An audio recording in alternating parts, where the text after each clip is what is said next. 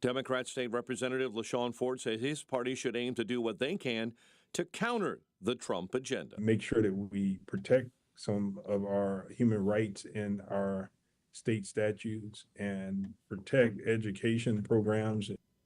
Legislators return for the fall veto session next week. Lame duck session is in early January. Bulls trailed for the final three quarters in a blowout loss to Dallas. 119-99 last night. They host the Timberwolves tonight. The Blackhawks had their two-game winning streak snap with a 4-1 loss to the high-flying Red Wings at the UC. College hoops tonight. Loyola hosting Detroit. DePaul welcomes Prairie View. Illinois State and North Dakota State and Northern Illinois is home against Holy Cross. Little college football, little Maction last night for the Northern Illinois Huskies. They beat Western Michigan 42-28. Little hot stove baseball for you as well. The Angels signing free agent pitcher Kyle Hendricks to a one-year deal. Hendricks had spent his entire 11-year Major League career with the Cubs.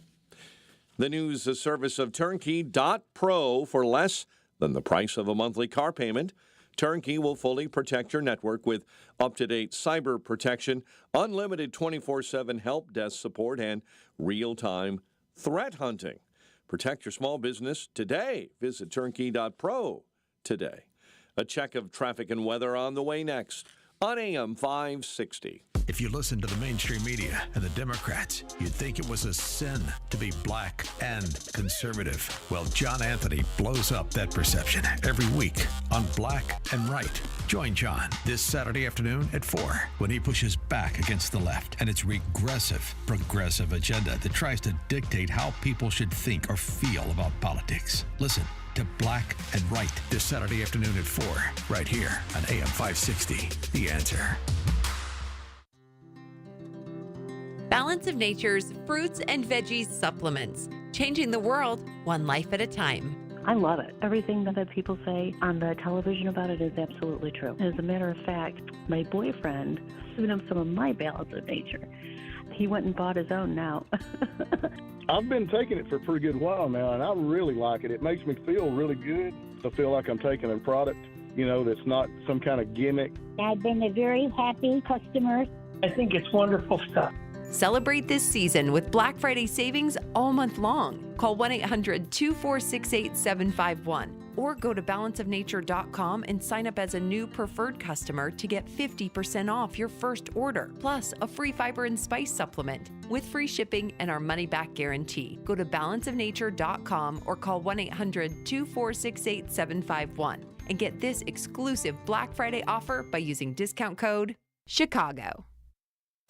Your local State Farm agent, Anthony DeGrotto, combines good neighbor service with surprisingly great rates. You can combine your home, auto, and life insurance to not only save you money, but give you the peace of mind you've been looking for. Anthony DeGrotto is your go-to agent in Chicagoland. He and his team will work for you to provide the best service you expect at the price you want. Combine your home, auto, and life insurance today. Anthony DeGrotto will help you mix and match things perfectly. His State Farm office is a top pick 2024 Daily Herald Reader's Choice Award winner. He's a proud supporter of Tunnel to Towers and like-minded as you. His State Farm agency is currently looking to add members at their Roselle office. Call Anthony at 847-895-1500 today or visit DeGrottoSF.com. That's DeGrottoSF.com. Like a good neighbor, State Farm is there. Individual premiums will vary by customer. All applicants subject to State Farm underwriting requirements. 5:12, Team Hochberg Traffic Center time, and this update is service of Blindster.com. Blindster is a family-run business that began in 2010. They've sold millions of custom blinds, shades, and shutters, and received over 100,000 five-star reviews. Don't hire an expensive pro. Do it yourself. Save big. Blindster.com. Bishop Ford outbound. Accident this morning. Right lane block. At least one car in the ditch. It's outbound right at the 80-94 merge. Problems in the 80-94 construction zone, Lake County, northwest Indiana, between I-65 and the Indiana Toll Road. That's on the eastbound side. Chicago's Morning Answer with Dan and Amy starts next. Now your official Chicagoland weather forecast with our AccuWeather meteorologist, Steve Williams. Today, clouds will give way to some sunshine. Our high today, 58. Clear tonight, low 42. Sunny tomorrow, the high at 60. And then sun followed by clouds on Saturday. High Saturday afternoon at 58. I'm Steve Williams on AM 560, The Answer. We have 49 right now at O'Hare, 50 at Midway, 48 in Aurora, 47 Waukegan, 49 Lakefront. Your next news update, 5:30, Chicago's Morning Answers starts next on AM 560, The Answer. Wow. Are you buying or are you selling? As this is being written, silver is up more than 50% in just the past 8 months. And gold is the highest it's ever been. Whether you are just getting into the metals, want to roll your IRA into silver or gold, or want to take some profits off the table, Fox Valley Coins is ready, willing, and able to help. Even though Fox Valley Coins is a national dealer, they're family-owned and in your own backyard. Fox Valley Coins in Naperville almost always has the product you want in stock and pretty much always has the best pricing when you buy or sell. Buying or selling is easy. Bring your items in. We'll establish the price and pay you cash or check on the spot. Don't wait until after the election to move your assets around. Did you know that Fox Valley Coins has sold over 3,000 one-ounce silver Donald Trump coins? We have several designs, but they're going fast. Fox Valley Coins on Route 59 in Naperville. Family-owned integrity since 1981. There's no ignoring it. Americans know they've been lied to by the ruling class, that politicians want more control over their lives and more taxes for nonsense. Who voted for this, and how do we get back to normal? It starts by being informed. But who do you trust when the media censors information and colludes with those in charge for their own political power? Breakthrough Ideas is a beacon of clarity in the storm of politics. At Breakthrough, Jeannie Ives and her team follows the legislation and the money and reports back to you so you know who's on your side. Elections matter. Be an informed voter. You can do that by listening to The Real Story with Jeannie Ives on Sunday evenings at 7 p.m. right here on AM 560. Visit breakthrough-ideas.com to sign up for the newsletter, register for upcoming events, and stay informed with fresh content. Then connect with them on social media and share information with others. So together, we vote out the radicals and vote in common sense. That's breakthrough-ideas.com. Recent events have reminded us how fragile the stock market and your life savings can be. What would happen to you if you lost 30, 40, 50% or more in the market? It could likely destroy your quality of life and impact your plans for the future. Let this be a wake-up call to sit down and review your financial situation. Take control of your future today and call Wealth Management Group 833-WMG-PLAN or visit investwithwmg.com. All investing involves risk, including loss of principal. Securities and advisory services offered through LPL Financial, a registered investment advisor. Member FINRA SIPC. A large retail store just canceled a huge order, leaving MyPillow with a ton of extra MyPillows. But you know what? That's their loss and your gain. For the first time ever, you'll get a standard classic MyPillow for wholesale prices, only $14.88. But it gets even better. For a limited time, they're going to offer their entire classic collection at wholesale prices. Get queen-size MyPillows for just $18.88. Upgrade to king-size for only $1 more. Get the body pillows for $29.88 and multi-use MyPillows for only $9.88. So go to MyPillow.com and use promo code LIBERTY or call 800-489-0201 to take advantage of wholesale pricing for the first time ever and receive free shipping on orders over $75. That's right. Get the standard MyPillow for only $14.88. They have never been offered this low before. They're limited quantities at this price, so the limit is going to be 10, and once they're gone, they're gone. So go to MyPillow.com or call 800-489-0201 and use promo code LIBERTY to get the standard MyPillow for only $14.88, the lowest price ever. A great smile can make you feel happy and confident. So when you consciously conserve your teeth, that glowing smile will show through.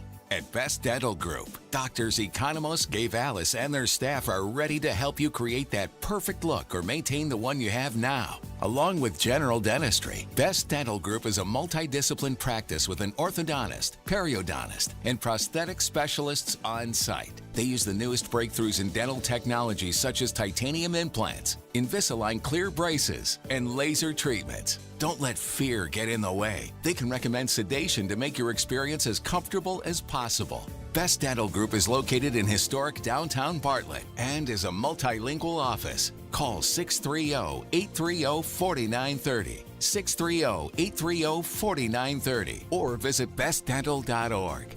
Best Dental Group, sharing your conservative values and helping you to conserve your teeth. This is Ed Morrissey of HotAir.com for Town Hall. We just witnessed the greatest comeback in American political history. I'm not talking about Donald Trump, although it certainly applies to him too. I'm talking about the American people and their mandate to end lawfare as a political tool. Democrats spent the last 2 years piling indictment after indictment on Trump, from shady local DAs to the Department of Justice, all to stop Trump from running again. And with each indictment, voters became more attuned to what the left was doing, and they rallied to Trump's side, turning him into a more powerful political juggernaut. Trump barely won in 2016 and barely lost in 2020. This time he built a new coalition, flipping Rust Belt and Sun Belt states by firm margins, even winning the popular vote, something no Republican presidential candidate has done in a generation. The American people just acquitted Trump with a mandate, sending a message to future office holders to stop using lawfare as a tool to win elections. It's a win for Trump and the American people. Portions of the following show may be pre-recorded. Now, from the Signature Bank Studios. This is Chicago's Morning Answer with Dan Proft and Amy Jacobson on AM 560. The Answer.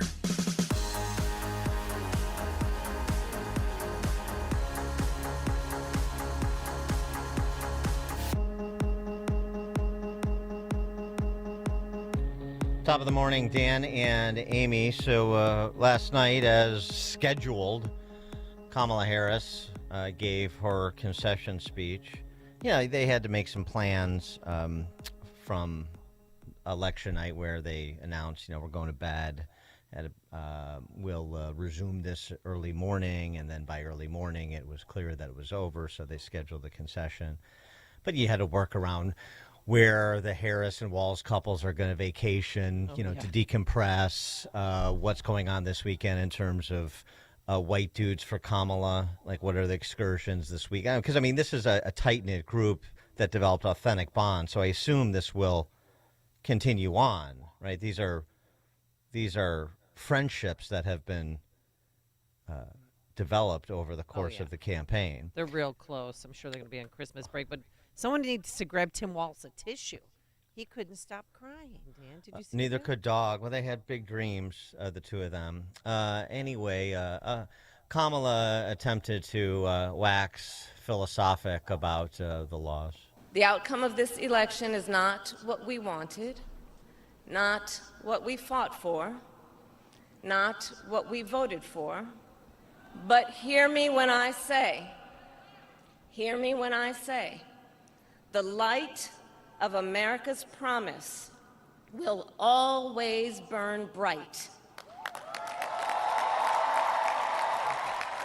As long as we never give up and as long as we keep fighting. Well, exactly. This is why I expect that the campaign crew will stick together, and again, all those bonds that were forged over the last several months will continue, because maybe you don't win the battle, but of course, as she said, that doesn't mean the fight is over. 312-642-5600, turnkey.pro answer line. You can also text us on that very same line. She used the same rhetoric. It was a 12, 13-minute speech that she did on her campaign. Together we have more in common than we don't, and it's just exhausting. I'm so glad we don't have to listen to her for a few days. Well, the joy vibe was back, the optimism, the hope for a better tomorrow, which is in stark contrast to the last several weeks of the campaign, where everybody who wasn't supporting her was a member of Trump/Hitler's SS. So, the pride that she takes in her campaign, I thought was interesting, because I know she picked her favorite, cliches of optimism. But, of course, we know in the, it was a thread throughout, but it was particularly pronounced in the last several weeks as she needed to try to make Trump more unpopular than he was, the sort of venom, invective, ad hominem that was directed at both Trump and his supporters. But nonetheless, she's prideful. Look, I am so proud of the race we ran and the way we ran it. Yeah, a lot to be proud of. Prevarications, dodges, reinventions, ad hominem. That's a lot to be proud of. And, of course, the bitterness did break through at one point. She couldn't hold it together for all 12 minutes. Earlier today, I spoke with President-elect Trump and congratulated him on his victory. I also told him that we will help him and his team with their transition, and that we will engage in a peaceful transfer of power. Oh, go! That was her go girl moment. Like, I'm strong. I showed him. A little passive-aggressive shot. She didn't mention that when she offered to help the Trump team in their transition, they said, no, thanks, we're good. We've been here before, honey. We know where things are. We know where the bathrooms are. We know everything. But for you kids out there, she has a message for you, you young people, that she's sort of presenting as universally supportive of her. That actually isn't true, but a message for the kids out there from this wise old mamala. To the young people who are watching, it is... I love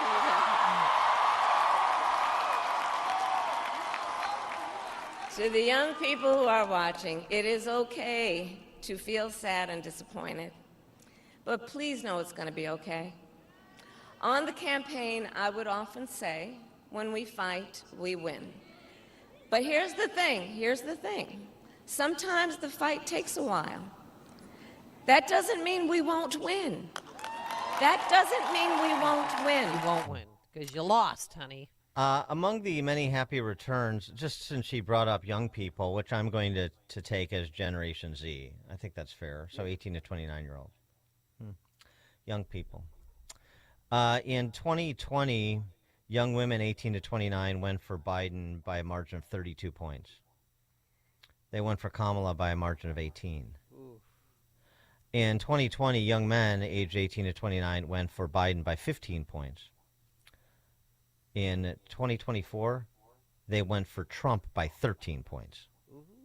So there's a lot of young people that she's speaking to that have made a change over the last 4 years. They have moved away from Biden and Harris and hopefully all that they represent. Just a little point of order, the presumption that all young people are Kamala people or even Democrats. They're not, particularly young men. The divide, obviously, between young men and young women persists, which is certainly fodder for conversation. But I just thought that was important that people know that Gen Z, at least Gen Z men, and a greater number of Gen Z women than just a few cycles ago, and I got to tell you, are starting to think differently about the world. Yep. And what makes sense. So that's the good news. Don't have to be told what to do by, especially elitists and celebrities. But it was echoes of Hillary in 2016 when she left thousands of people there on election night and had her campaign guy come out and say, we'll be back tomorrow. She should have come out, man up, said, the returns aren't all in right now. Thank you so much for coming. I know some of you have been out here for 6 hours waiting for me, and we'll regroup tomorrow morning. Have a great night. That's all she had to do. But she and Hillary think they're so high and mighty. They're the pretty princesses, that they can do what they want. It says a lot about her character. Yeah, I think it probably took a little bit of time for her to gather herself, too. Oh. Same thing with Hillary Clinton in 2016. I mean, the reports where she was having a meltdown and a temper tantrum and throwing foreign objects at whoever was in her vicinity. And I suspect, when you believe your own bull jive to the level that we're talking about here with these two cacklers, it's going to take a little bit to unwind when you get hit in the face by a political 2x4. Joe in Hoffman Estates. Hey, guys. Donald Trump being the gentleman that he is, do you think he'll extend a fig leaf and give her some sort of a position, like picking up the dog crap on the front lawn or something? Mike in Union. Hey, good morning. Hey, Dan and Amy, I don't know if you guys saw this, but on election night, as Trump got closer to victory, I noticed that maybe some people that are worried, like the Ukrainian government, pulled an ad on Fox News. Did you see that? No, I didn't see it. Yeah, there was an ad by the Ukrainian government saying, no, please don't forget about us. And I don't know if that's a telltale sign of maybe the cash is about to stop flowing and they're a little worried. So Well, yeah, perhaps. Thanks for the call. There's definitely going to need to be some rapprochement between Zelensky and Trump. But look on that. Just as a quick aside, it seems to me Trump's real interest is settling these wars and ending the bloodshed, and that's easier said than done, both in Eastern Europe as well as the Middle East. But don't forget, he and Zelensky had a fine relationship. Prior when he was in office, despite him essentially the conversation being the source of impeachment one, Zelensky didn't throw him under the bus. He was smart enough not to do that. He had a very different read on the conversation, you'll recall, than some of these enemies inside the perimeter, these fifth column actors like Vindman and others. So I don't think it's going to be a problem for Trump to reestablish relations there and act in furtherance of peace, which is sort of the point. George in Naperville. Yes, Kamala will be as helpful to Trump as Biden was helpful to her. Thanks for the call, George. I was going to save it for Christian Toto, who we have on later in the show, but we can do it both times. Yeah, we can bring it back. If you didn't see it, one of the best memes I've seen, this was Red Steez, Twitter on X. It was Biden after the election was called, and it's the final scene of Usual Suspects where Kevin Spacey limps out of the police station, and then they just show his feet, and then the limp disappears. Oh. Perfect. It is perfect.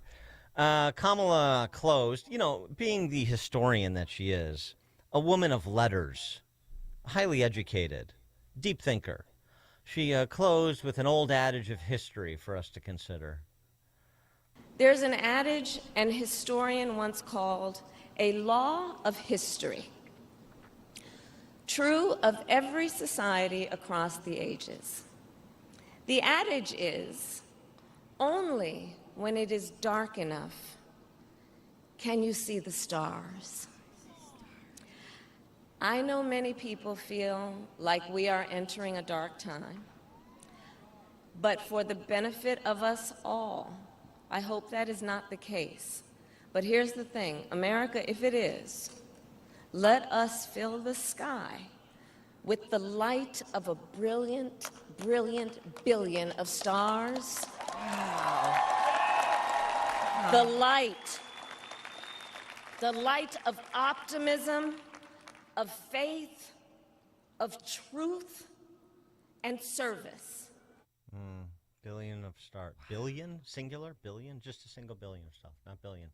Okay, Carl Sagan. I think that historian she's referring to, I think that quote is attributed to Martin Luther King Jr. But anyway, it's a nice transition because all of that performative optimism you heard from Kamala Harris and being an adult and trying to resist the temptation to be bitter, that was something that the rest of her cadre of sycophants and media types, I repeat myself, were unable to resist. And we'll pick it up there at 5:38. But now let's stop by the newsroom and say good morning to Mike Scott. 46 degrees at 5:31.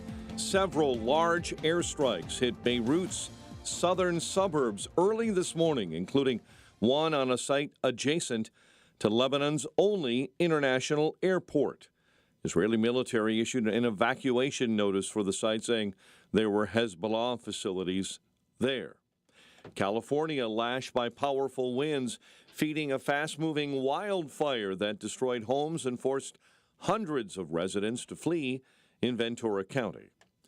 President Biden will address the nation this morning about Donald Trump's victory in Tuesday's election. Biden speaking with Trump Wednesday, offering him congratulations.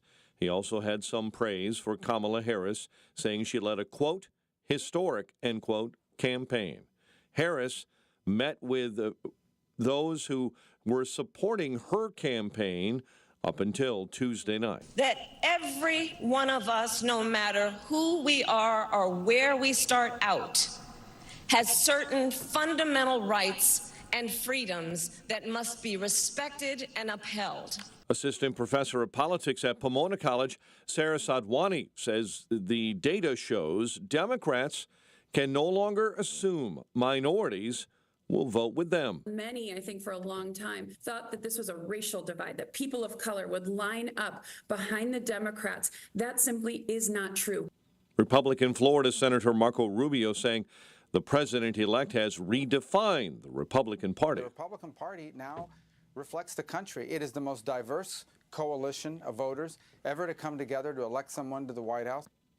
An Edison research poll has found that Hispanic support for the president-elect increased by 14 points compared to the 2020 elections.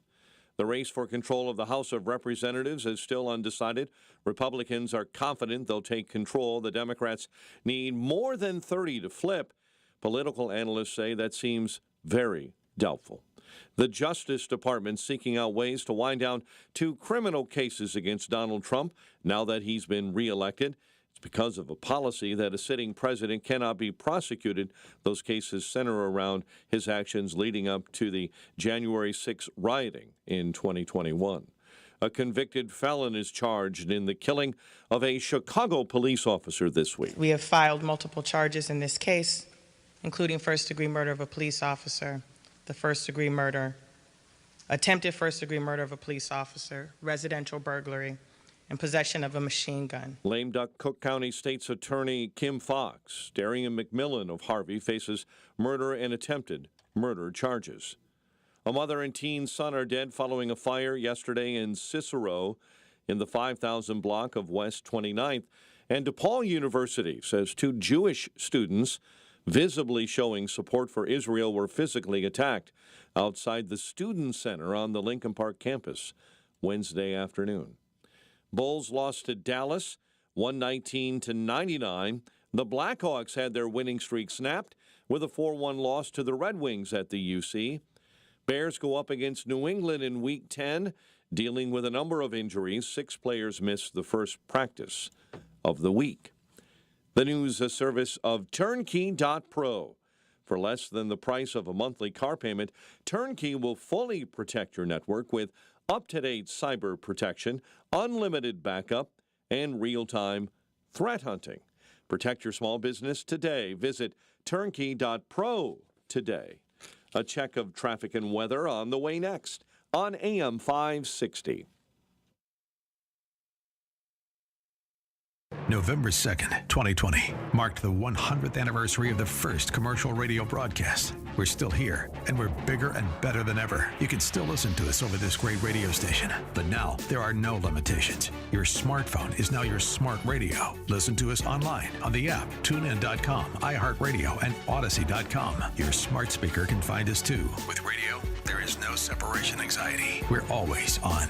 AM 560, The Answer. Balance of Nature's fruits and veggies supplements, changing the world one life at a time. My husband's a retired cop, and I worked in a hospital for years. I'm going out right now because I'm getting ready to paint my fence. It's just literally amazing. And, you know, you watch the TV articles, and you go, yeah. Well, at least it's 100% returnable if it doesn't work. I'm not kidding you. It is the most amazing product I've ever taken. Oh, I have a friend, Julia, who has taken a Balance of Nature now for quite some time, and she said, "Oh, Becky, ask your doctor about taking Balance of Nature." So I talked to my doctor about it, and she said, "Oh, try it."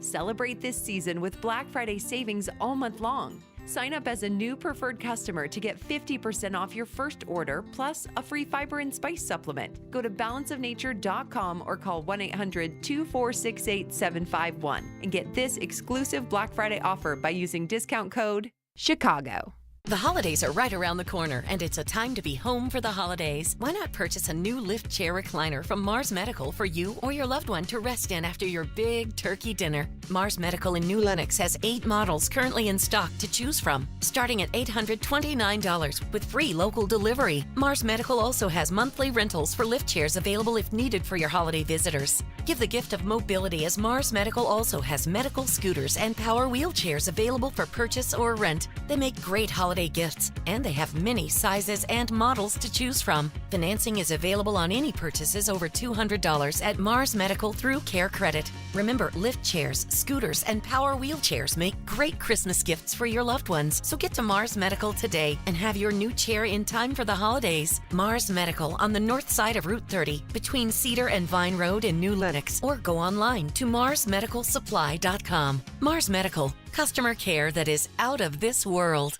Don't miss the epic return of Yellowstone, premiering Sunday at 8, 7 Central, only on Paramount Network. Legacy. We built something worth having.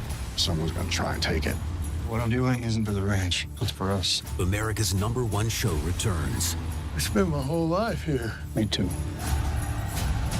You destroy me, you destroy yourself.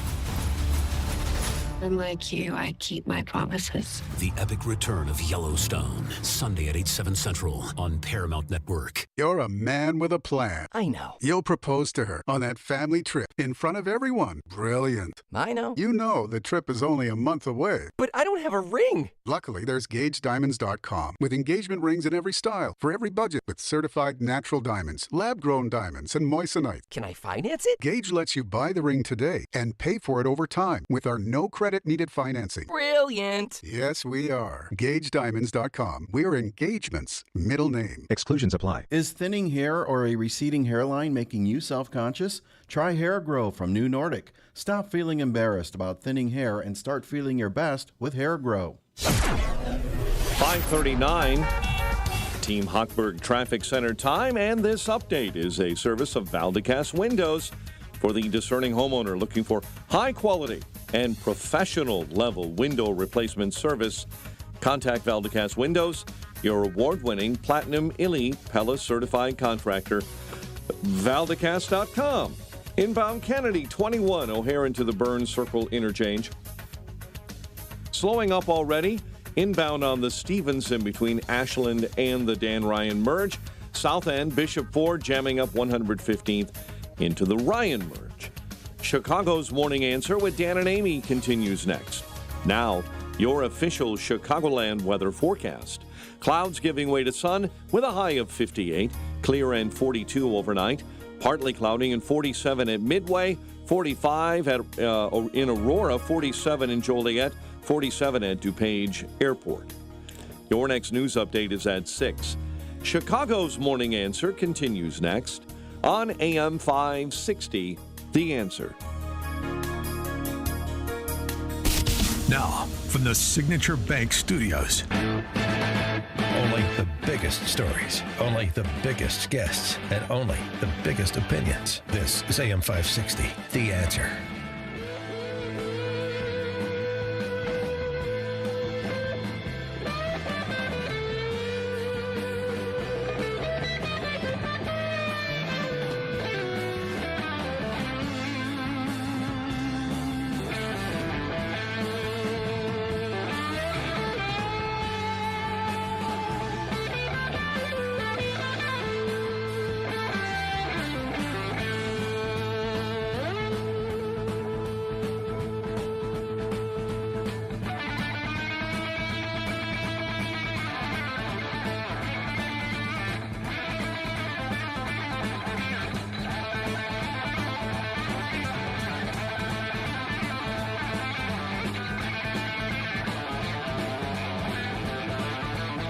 All right, the meltdown over the election has begun. 312-642-5600, turnkey.pro answer line. You could also text us on our text line on the same number. I know at our church, they had prayers yesterday all day because so many parishioners were so upset. And I really wanted to go there and just talk to them. They started praying from 10 until 6, and then there was a service at 6. And then this Sunday, there's an extra conference at 10 a.m. where people can get together and just express their angst and their anger. But I wanted to ask him, what do you think we were going to do? Sit down and take it? Bend over and take it for another 4 years? I mean, when they threw all of that, those 34 counts against him, put him in jail, or tried to put him in jail, tried to kill him twice, you think we were just going to take it? And when Trump said, if it could happen to me, it could happen to you. And it did happen to us. It happened to a lot of us who are not radicalized, who are just hardworking Americans, hardworking Chicagoans, some of us who have 2-3 jobs.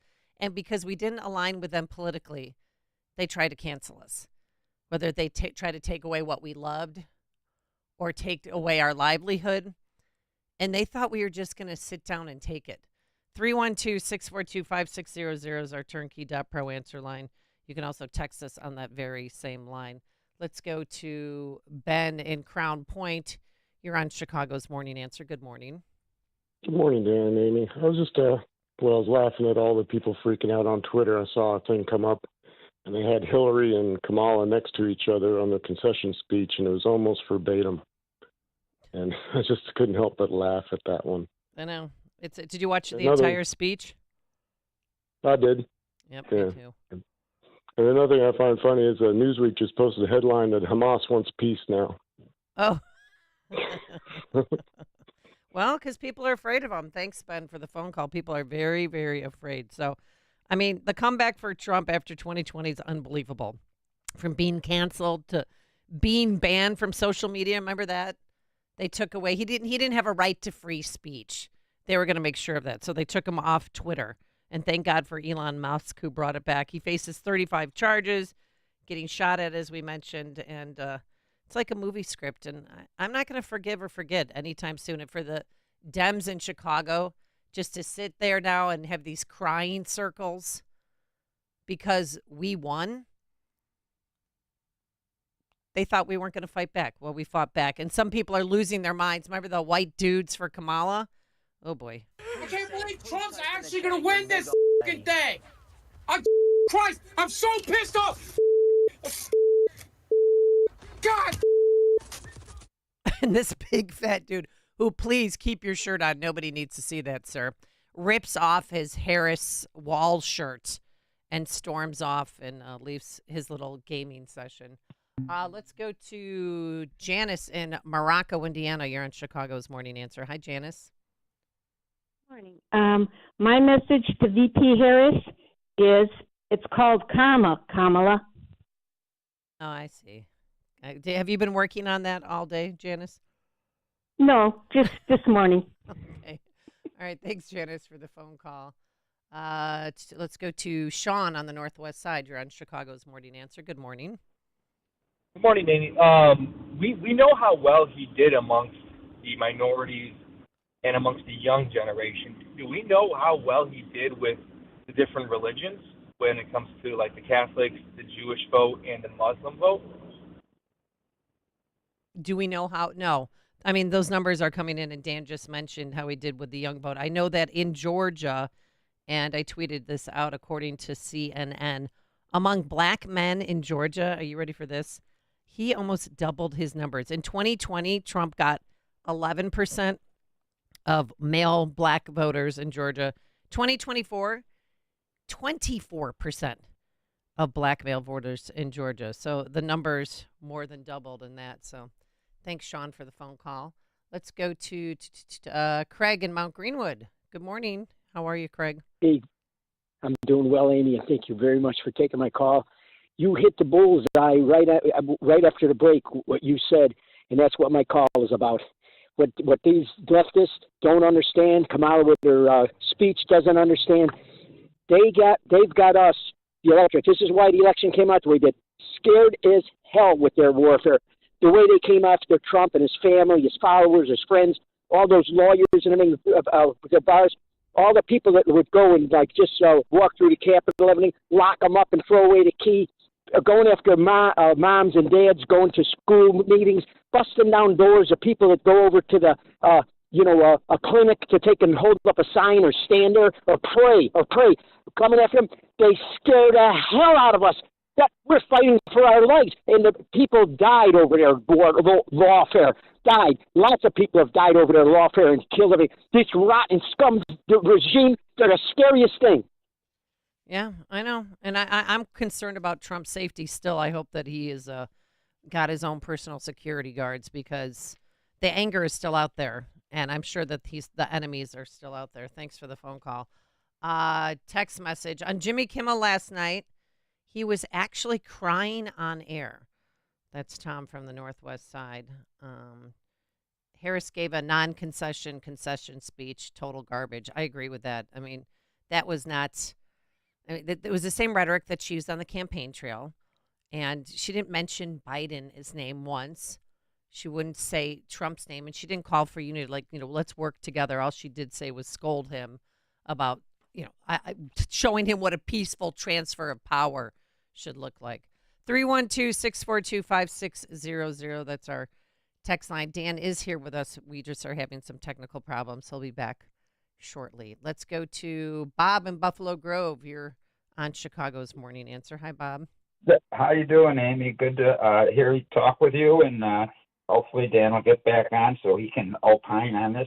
I want to point your listeners to your Twitter page, the Chicago Morning Answer. I just saw the new face of TDS. There's a woman on there with a video, and she's having a breakdown. Well, there's a lot of people having breakdowns, Bob. I mean, besides the mainstream media, which we saw on The View yesterday with Sunny Hostin and others. I'm surprised at the result, but I'm not surprised. As a woman of color, I was so hopeful that a mixed-race woman married to a Jewish guy could be elected president of this country. And I think that it had nothing to do with policy. I think this was a referendum of cultural resentment in this country. Well, I think it... And then Whoopi Goldberg went on to say, I didn't tell people who to vote for. I just told people to vote, which is an absolute lie. And she also mentioned that she has seen people die in her lifetime who were trying to vote and gave no facts or no anecdotes or any stories about that. But no, I do think it's policy that caused her, besides personality, that caused her to lose the election because, the cost of living's high, inflation, the border. There was never a good answer for that. She wasn't an honest broker on what happened along the border. She could have said, you know what, we made a mistake and we're going to fix it. But she never did that. She never fully separated herself from Biden. So her policies were bad and her personality just rubbed a lot of people the wrong way. Thanks, Bob, for the phone call. Let's go to Mike in Littleton, Colorado, here on Chicago's Morning Answer. Good morning, and thank you for taking my call. I'm so happy President Trump won, but you know what? As someone who voted for him, I get a sobering moment because I got to get in the game. What can I do more in an ongoing fashion? 47% of the country still voted for that nonsense. And that's way too high of a percentage for me. It's almost as sobering as that rather large guy ripping his T-shirt off in his Hulk Hogan moment. I think I'm damaged from that. We don't need that as a nation either. But thank you all. You know what? Thank you and Dan and your whole team for the great work you did in bringing up these talking points and getting us involved. So thank you. Thank you. Appreciate your phone call and appreciate all of you calling in. More meltdowns because people are really melting down. And I don't know about you guys, but when I watch these on social media, I don't know if they're exaggerating to get clicks, but there is something really wrong with the people who are having Trump derangement syndrome. How did we get here? How did we get here?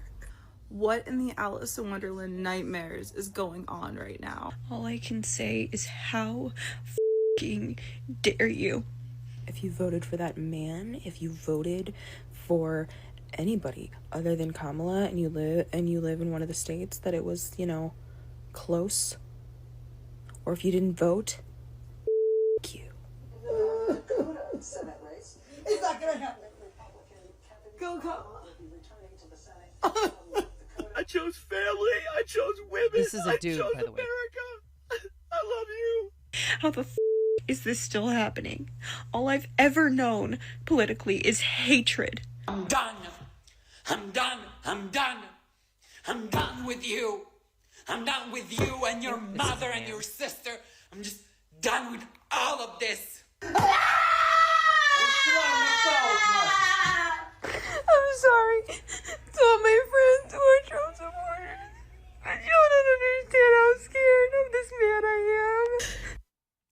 boy. Orlando on the north side. You're on Chicago's Morning Answer. Good morning. Hi, Amy. I just wanted to say that a lot of the female friends that I know, I'm a Trump supporter, but a lot of them are not, and they didn't vote for Trump because of the whole abortion issue, Roe versus Wade, and females' health, and maybe there's some confusion there. I don't know. Maybe it wasn't explained correctly, or something got missed. I think Trump would have got even more female support. I heard a lot of suburban women went towards Trump this time versus Kamala. Are we missing something here? No, I mean, I think the abortion issue, it's going to be up to the states. And so you had Proposition 3 in Missouri, which banned abortion after 6 weeks. Now you can get an abortion up to 24 weeks. The people in Missouri voted. In Florida, the abortion ban after 6 weeks stays. So the abortion issue didn't work for the Democrats. So they're going to have to go regroup and figure out how to get back the working class, and not just the working class whites, but also working class blacks, working class Latinos. And Bernie Sanders, yes, sir. Yep. So women could still go and have an abortion if they wanted to pursue that route. But the way they're talking is like our whole health system is crashed because now we don't have this fundamental right to go to the doctor and have an abortion or whatever health issues they may have. Obviously, we don't want somebody to, prevent somebody from having an abortion if they got raped or incest, obviously, and, things like that. I mean, I couldn't even explain it to them. I was like, Trump is different not banning states, abortion. No, he's not. There is no federal ban on abortion. Tell your friends that all of those campaign ads that you saw were a pack of lies. He was already in office for 4 years, too, and he did not have a federal ban on abortion. There are 9 states that allow post-birth abortions, meaning you can get an abortion up until you give birth. There were 5 cases that are documented in the state of Minnesota. We do it here as well. We had a nurse on from Christ Hospital who actually left because they wanted her to perform a post-birth abortion. So there are states that let you. Illinois is one of them. It's a tourism thing now. We'll pay for you to come here. We'll pay for your abortion. We'll house you while you're here, and then bring you back. Pay for your travel expenses back. So tell your friends to relax. I have no idea what these women are talking about because, I mean, obviously, we want to take care of our women. We want to make sure that our women, even our young girls, are healthy and, and doing the right thing as well. But Orlando, do you have daughters? No, I have sons, but I have a lot of goddaughters and a lot of nieces, and they do what they do, and I tell them that abortion is not a form of birth control, but also too tell them that Trump is not going to have a federal ban on abortion. If he was going to, he would have done it his first term. So. Thanks. All right. Thanks, Orlando. Let's go to Craig and Burr Ridge. You're on Chicago's Morning Answer. Good morning. Hey, how you doing? Yeah, I don't think this is over. I think they're going to do everything they can to try to get him not inaugurated. Who knows what they may be? They may throw him in prison. I don't know if they can do that anymore. But they may still try. They may still try to kill him. I think that's still on the table. Well, I mean, I said that earlier. I hope that nobody lets off the gas pedal on protecting him. But we're going to have Attorney William Jacobson on later to talk about those pending cases and if they're going to simply disappear because the DOJ cannot prosecute a sitting president. So thanks a lot. Appreciate the phone calls. Connect with Dan and Amy on the AM 560 The Answer mobile app. Just text the word app to 64636 to download the app today. Protecting and growing your retirement assets can be complicated. From asset and legacy protection to retirement income and extended care, you need a plan. Mark Kohler, host of Retirement and Income Radio, heard Sundays at 11 a.m., helps retirees in or near retirement protect their accounts from market volatility. Mark can help you create lifetime guaranteed inflation-hedged income. Call Mark today at 844-619-SAFE. That's 844-619-7233. And listen this Sunday at 11 a.m. to Retirement and Income Radio. From humble small-town beginnings to Hollywood stardom and eventually the world stage, Reagan is a cinematic journey of overcoming the odds. Told through the voice of Victor Petrovich, the film offers a unique perspective. With Dennis Quaid as Reagan, this captivating story explores the profound impact of a man who defied expectations to leave an indelible mark on history. Reagan is available on digital and will be available on Blu-ray, DVD, and digital November 19th. For a chance to win a digital download, visit 560theanswer.com, keyword movie. As a local business owner, you get called every week by marketing companies. We get it. We have hundreds of satisfied customers. Here's what a satisfied client recently said. Open enrollment is going great. We're hitting record numbers. Thank you so much for this report. It really is amazing to see how the marketing is really shaping our enrollment around the city. If you're a local business and ready for the next step, visit surroundchicago.com right now. Our experts are ready to help you take your marketing to the next level. Visit surroundchicago.com today. Quick delivery service. What do you need delivered today? Hi, I'm trying to work through a last-minute to-do list for my boss. Can you deliver a hard drive to the Loop in Chicago? We can deliver that today. Okay, can you deliver 20 boxes to a client in Rockford? We can deliver that today. Can you deliver 12 pallets of tile to our customer in Naperville? We can deliver that today. Can you deliver a large envelope to Northbrook? We can deliver that today. Oh my gosh, I think my water just broke. Can you... We cannot deliver that. Quick Delivery Service delivers your package no matter the size. More than just a messenger service, Quick Delivery Service is a messenger and trucking service that can also provide scheduled routes for your daily delivery or your air shipment. Trucks are equipped to handle the load and provide ground-level service for same-day delivery. The Quick Delivery Service team of safe, licensed professionals can provide quick door-to-door service for your special delivery. QuickDelivery.com. That's QuickDelivery.com. We deliver that today. But we don't deliver this. I'm worried about Mom. She's having a tough time moving around the house. Oh, I know. She still thinks she can do everything on her own. Exactly, but I've been over there every day this week, helping her navigate the stairs, cooking meals, reminding her to take her medicine. I'm always nervous when I leave. You know what? I admire you for taking care of Mom. But your family needs you too. And what if she slips and falls? A friend recommended the caregivers at Senior Helpers of Naperville Southwest. They service Cook, DuPage, Kane, and Will counties. They guarantee compatibility and they'll conduct a free safety assessment of her home. Plus, they'll provide as little or as much care as Mom needs. Senior Helpers of Naperville Southwest, offering both hourly and live-in care. Schedule a free assessment today by calling 331-281-0728. That's 331-281-0728. Again, that's 331-281-0728. And tell them AM 560 sent you. Senior Helpers of Naperville Southwest. Senior care. Only better. This is Chicago's election station. AM 560, The Answer. WIND, Chicago. Streaming at 560theanswer.com on the AM 560 mobile app. Or tell your smart speaker to play The Answer He called Chicago. the president he replaced. The same one who's going to replace him. I'm Dave Anthony. Fox News President Biden will address the nation from the White House later this morning after calling to congratulate the election winner. President-elect Trump was also invited to meet with the commander-in-chief at the White House. According to the White House, the president expressed his, quote, commitment to ensuring a smooth transition and emphasized the importance of working to bring the country together. That's Fox's Ryan Schmelz. Vice President Harris also called to congratulate President-elect Trump and addressed her supporters at Howard University. While I concede this election, I do not concede the fight that fueled this campaign.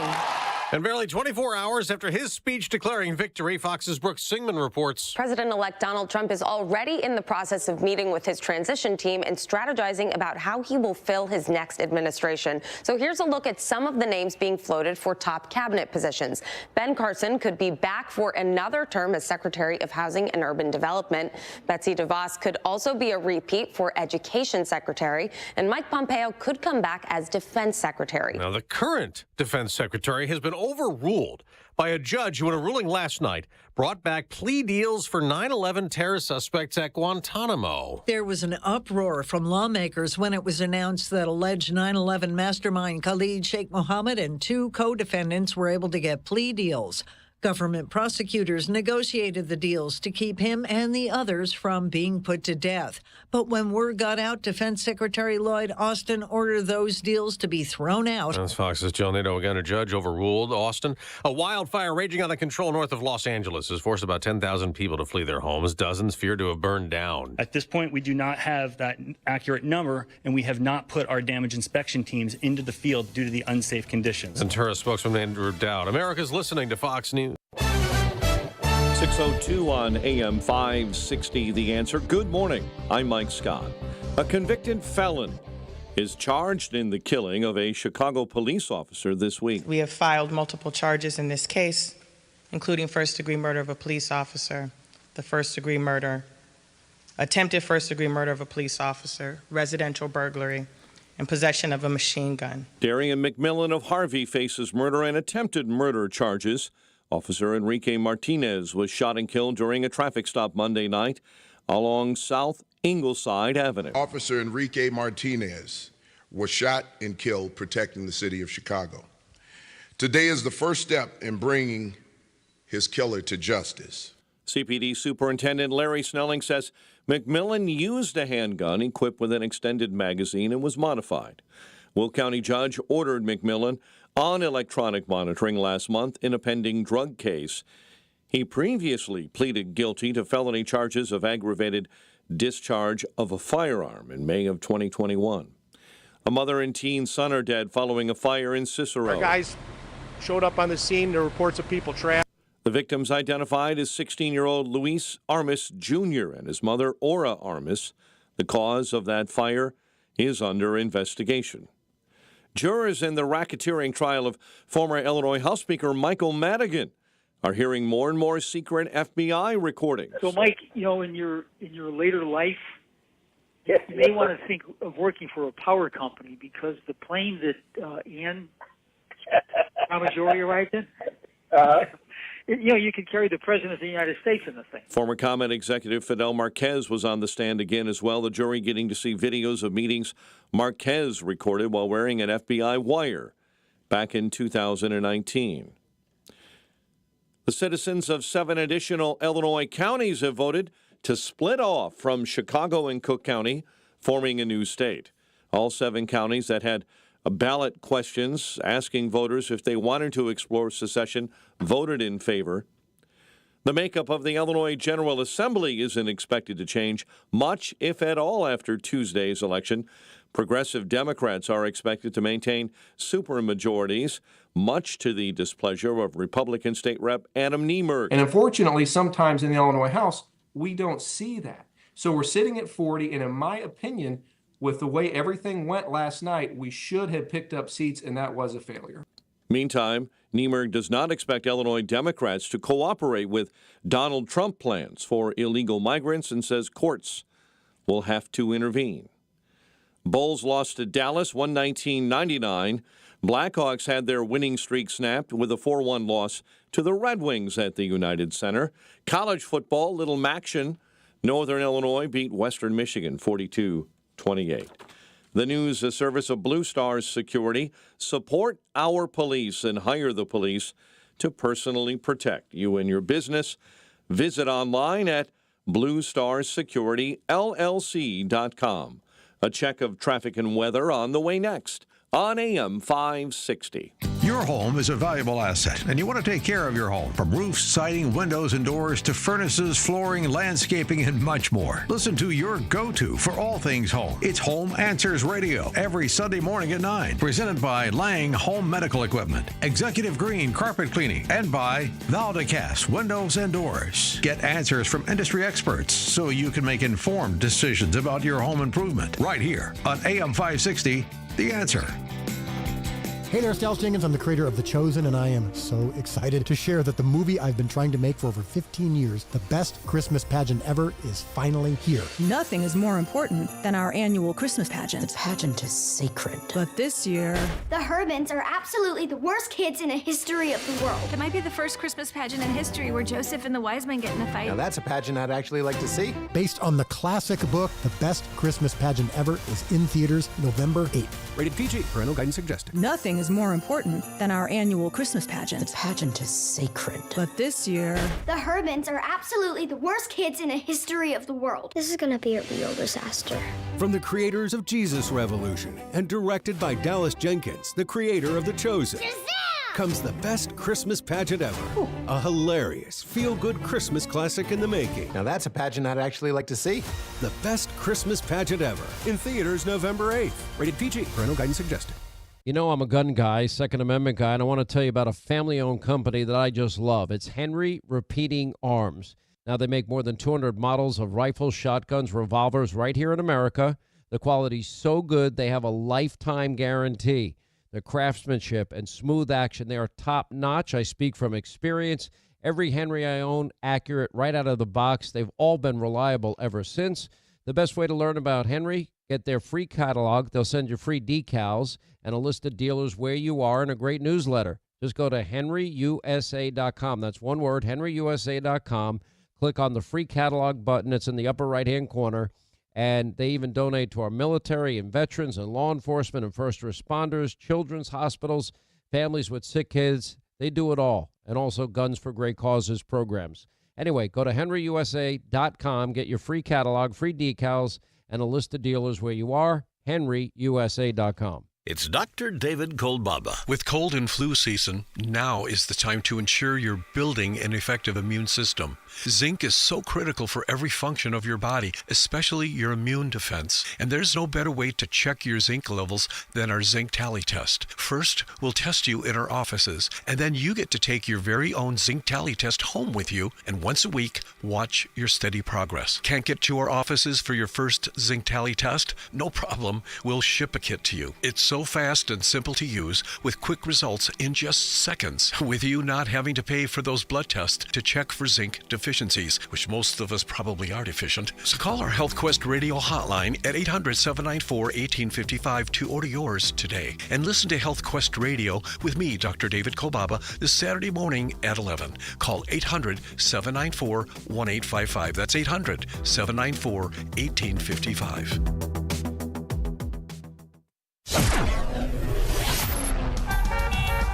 6:08. Let's get an update on the roads. Team Hochberg Traffic Center time. And this update is a service of the Del Bacchio Marchetti Group of ad properties, Christie's International Real Estate, experts in the northwest suburbs and Chicago. You'll get the most value for your home by calling 708-828-0000. Addison, report of an accident, Army Trail, right at the I-355 toll road. Construction delays, big time this morning. Eastbound 8094 in northwest Indiana between Broadway and the Indiana Toll Road. Chicago's Morning Answer with Dan and Amy continues next. Now your official Chicagoland weather forecast. Let's get the very latest with Steve Williams. Today, clouds will give way to some sunshine. Our high today, 58. Clear tonight, low 42. Sunny tomorrow, the high at 60. And then sun followed by clouds on Saturday. High Saturday afternoon at 58. I'm Steve Williams on AM 560, The Answer. Cloudy and 47 at O'Hare, 47 Midway, 45 in Aurora. Your next news update, 6:30, Chicago's Morning Answer, continues next on AM 560, The Answer. Now, from the Signature Bank Studios, this is Chicago's Morning Answer with Dan Proft and Amy Jacobson on AM 560, The Answer.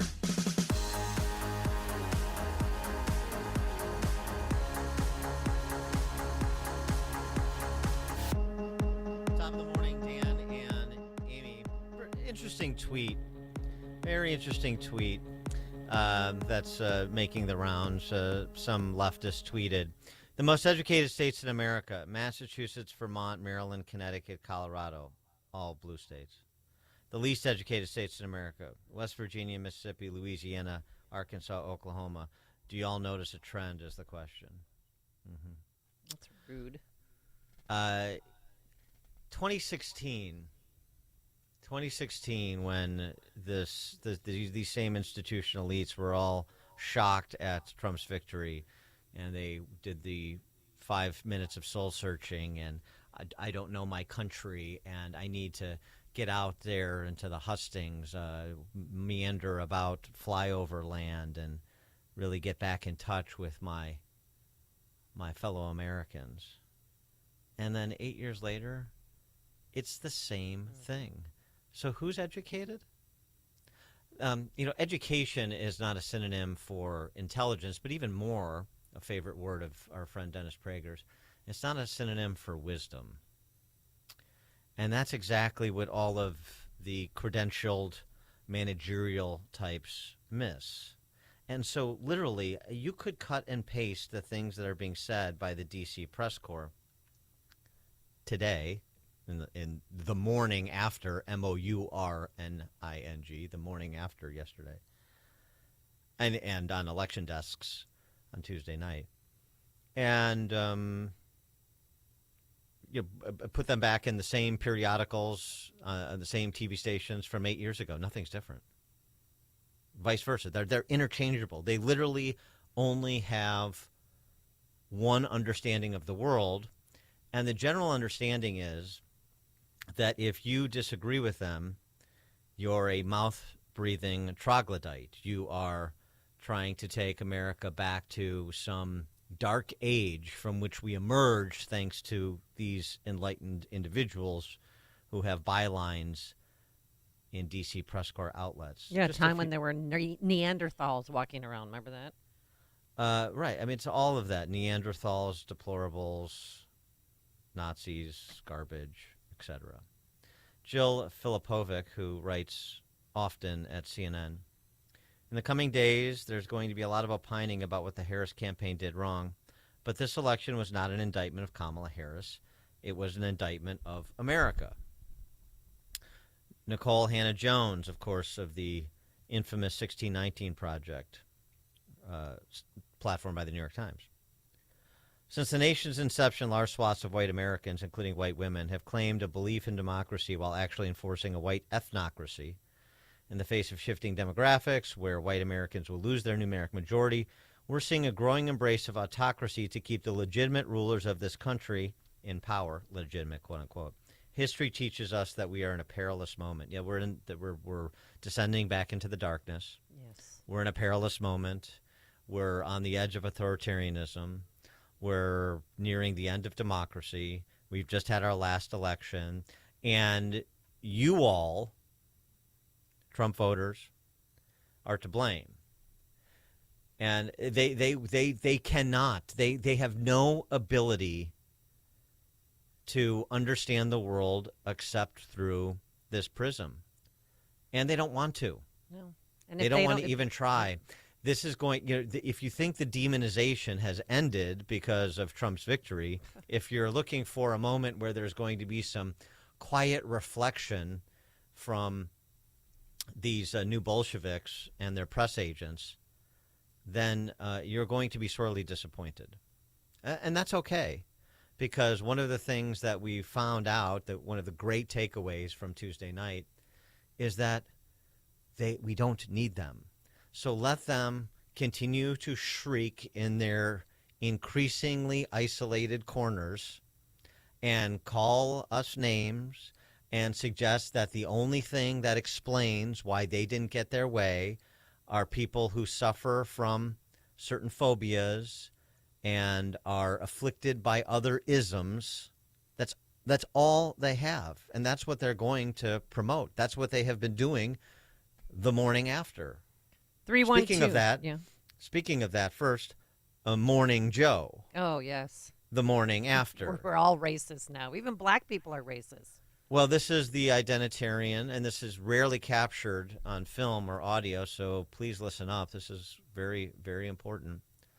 You rarely see them come out and do a public display of eating their own tails, and this is what those identitarian snakes on the desk over at MSNBC did. I just say really quickly, too, Democrats need to be mature, and they need to be honest.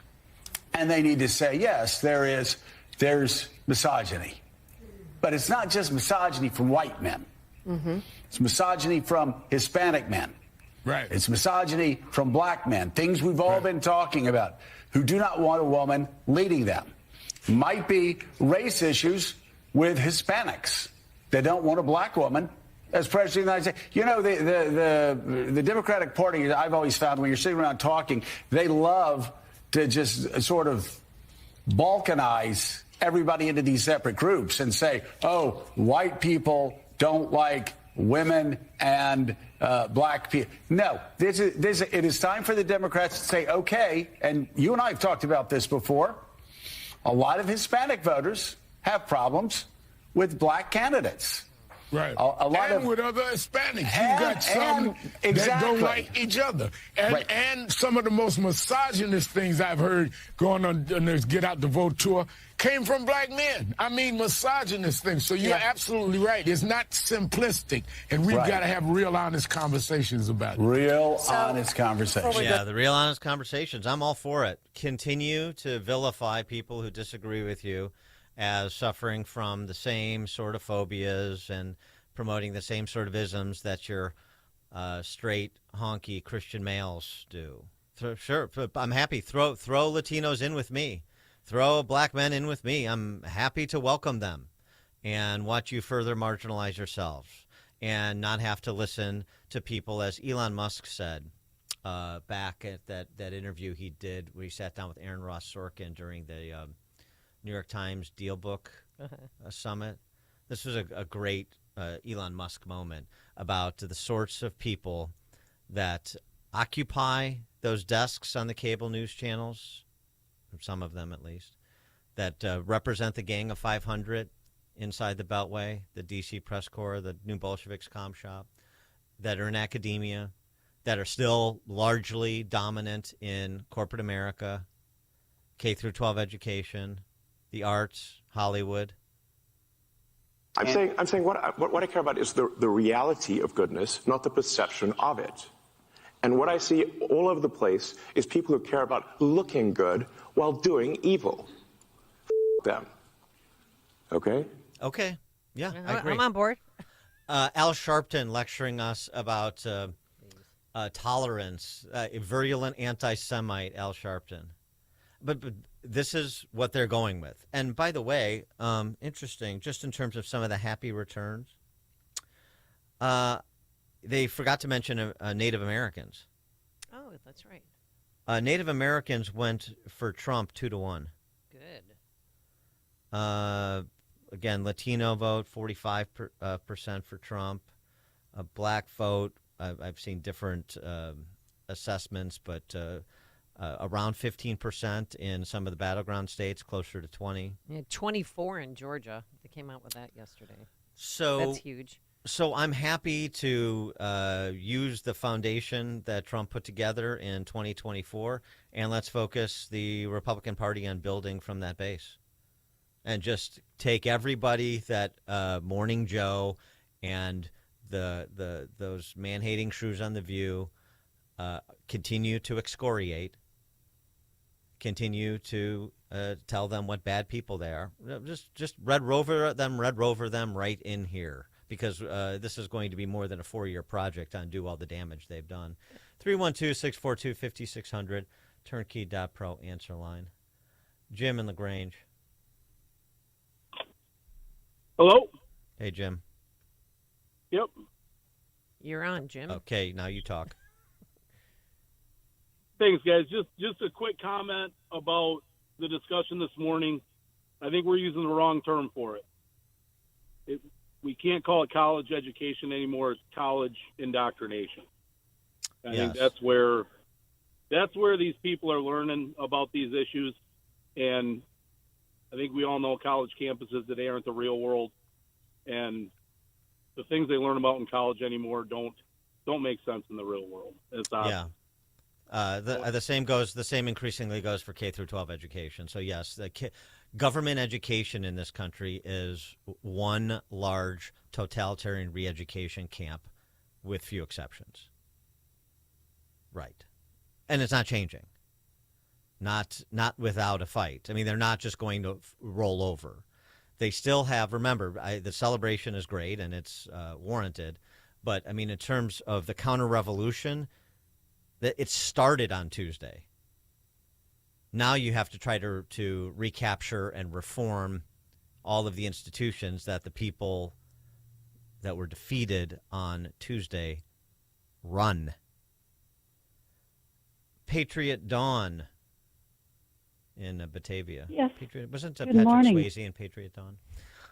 Go ahead, Dawn. Yes. I am appreciative that Donald Trump will be returning as president soon, but I am looking at the election return results on Real Clear Politics. Illinois is still very firmly in the grasp of Democrats, and I really think there needs to be a lot of introspection looking at the results of the House races as to why certain congressional districts are firmly in the hands of Democrats. Yeah, Delia, like 14 of them. Yeah. 14 of the 17. Yeah. Well, where it counts, right along the Batavia, Geneva, St. Charles area there, Aurora, the borderline between the Chicago Firm metro area and the hinterlands, you really have to look at why it is that, for instance, Bill Foster still is very firmly in his seat. Trump's coattails did not take hold here, and we have. There's no party. There were no north of I-80, there were no competitive congressional races. There's nothing to look at. They weren't even close. They weren't financed. You may have had decent people, but they were on no one's radar. There were no resources. There was no consideration given. And that's a reflection of the lack of an opposition party in this state. Thanks for the call. So when you want to start thinking about what the Republican Party should and shouldn't be doing, what the leadership should and shouldn't look like, then you can have a conversation. To pour over Lauren Underwood's reelection or Bill Foster's reelection or Sean Casten's reelection and say, gosh, what happened in that race? Nothing happened in that race. It wasn't a race. It was the appearance of a race.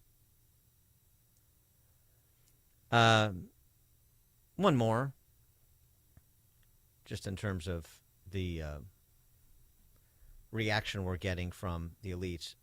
This is someone who's attempting. That's why I think this is interesting. Attempting to say, hey, don't call everybody who voted for Trump racist and misogynist. But just they cannot release themselves from the grip. Sean Johnson, so for example, just your random academic. He's a professor at Kellogg. I voted for her. I think he's a bad guy. But if you lose the Senate, House, Electoral College, and popular vote, and you think the lesson is half the country is racist, sexist, homophobic, transphobic, and stupid, wrong lesson. And the same thing will likely happen in 2028. That's supposed to be somebody who's offering a sober assessment. But consider the premise. I voted for her. So you voted for someone whose campaign, and the entire party's campaign, is that anybody who's not with us is exactly that, a racist, sexist, homophobe, transphobe, and stupid. That's what they're saying in the postmortem.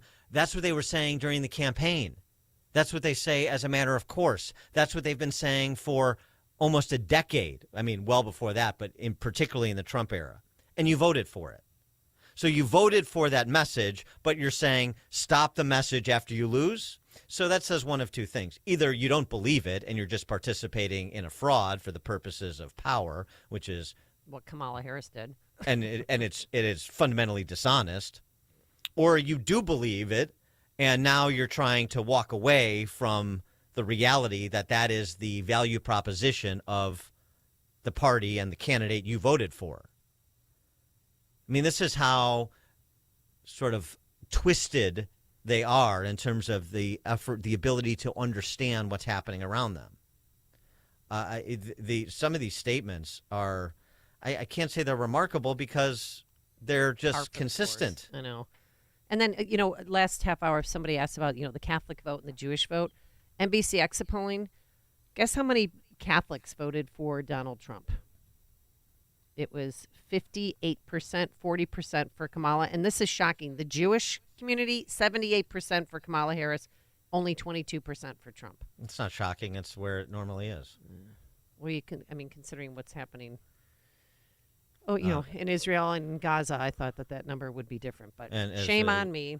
As we talk about, the Reformed Jews in this country are not religious, generally speaking. It's like so many Protestants and so many social justice Catholics. They're not really affiliated with the faith. They're affiliated with the cultural identity. And so they don't particularly care about Israel. They care about domestic politics. They're identitarians. Same thing with social justice Catholics. Same thing with country club Protestants. The interesting thing, too, is just in terms of happy returns, Dearborn, Michigan. Dearborn, Michigan, you want to talk about a population that made a course correction. Dearborn, Michigan, 2020, Biden won it 88-11. In 2024, Trump won it 43-36. That's an 84-point swing. Shift. 84-point swing in Dearborn, Michigan. And that's part of the reason he won Michigan. Good. And it's not because he's some apologist to Islamists, or he's trying to middle the issue and a lot of good people on both sides, something that was actually basically said by Biden and Harris when it came to assessing the Hamas's terrorist attack on October 7th. No, he didn't do that, which is another point. With the sea changes you heard from Muslim elected officials and religious leaders and so forth, and Hamtramck and Dearborn and elsewhere in Michigan, is we believe that he's going to be able to broker a peace. Yep. Because what they have in place right now is not working.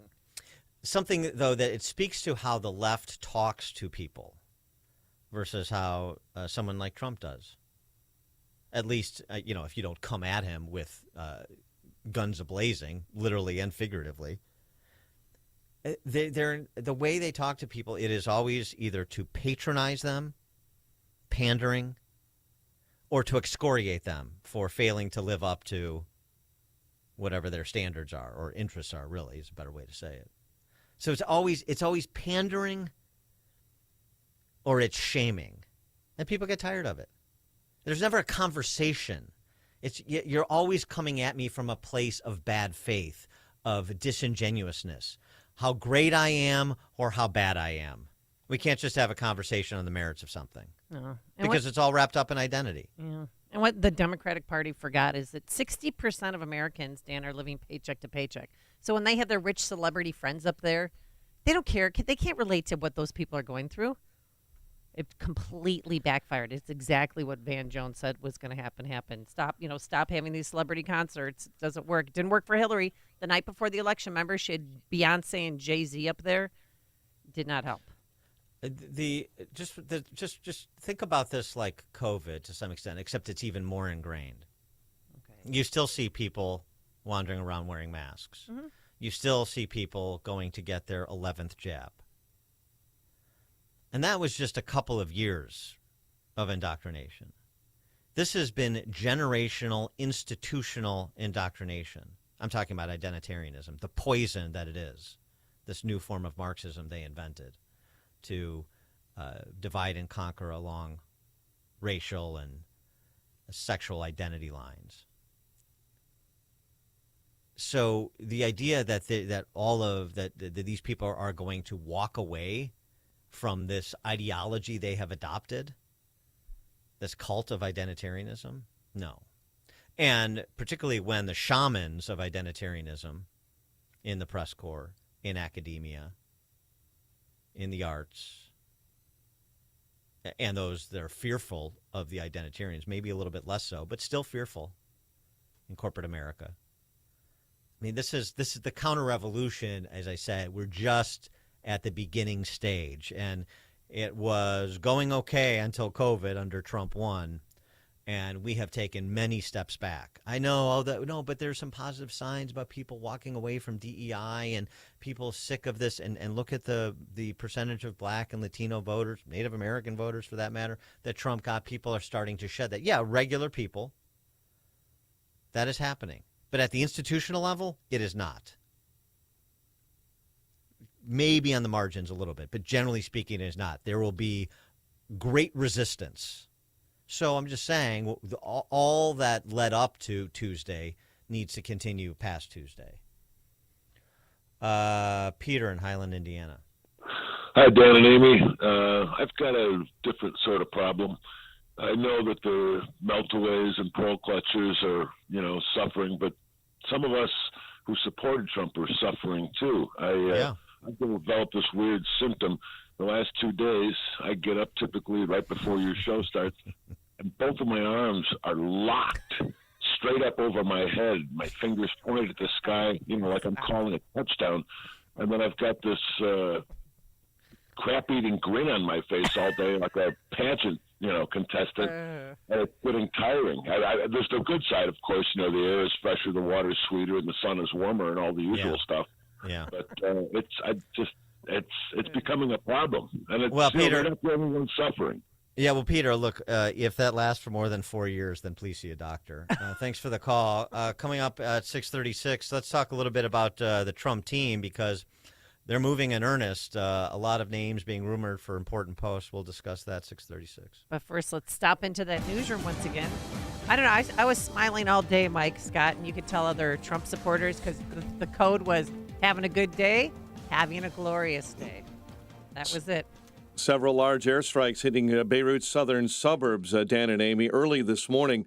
We're watching developments, and that's just one of many pieces of breaking news that we're following this morning. The airstrikes hit a site adjacent to Lebanon's only international airport. The Israeli military had issued an evacuation. Dozens of Russian drones are falling on the Ukrainian capital of Kyiv right now. It was a nighttime attack lasting into the daytime. About 8 hours of relentless pounding as Russia keeping up their attack on Ukraine. Cuba reeling after a powerful Category 3 hurricane. Tears across that island, and fierce winds knocked out the country's power grid again. California being lashed by powerful winds, feeding a fast-moving wildfire that destroyed homes and forced hundreds of residents to flee Ventura County. President Biden will address the nation this morning about Donald Trump's victory in Tuesday's election. Vice President Kamala Harris delivered a concession speech yesterday. We have been intentional about building community and building coalitions, bringing people together from every walk of life.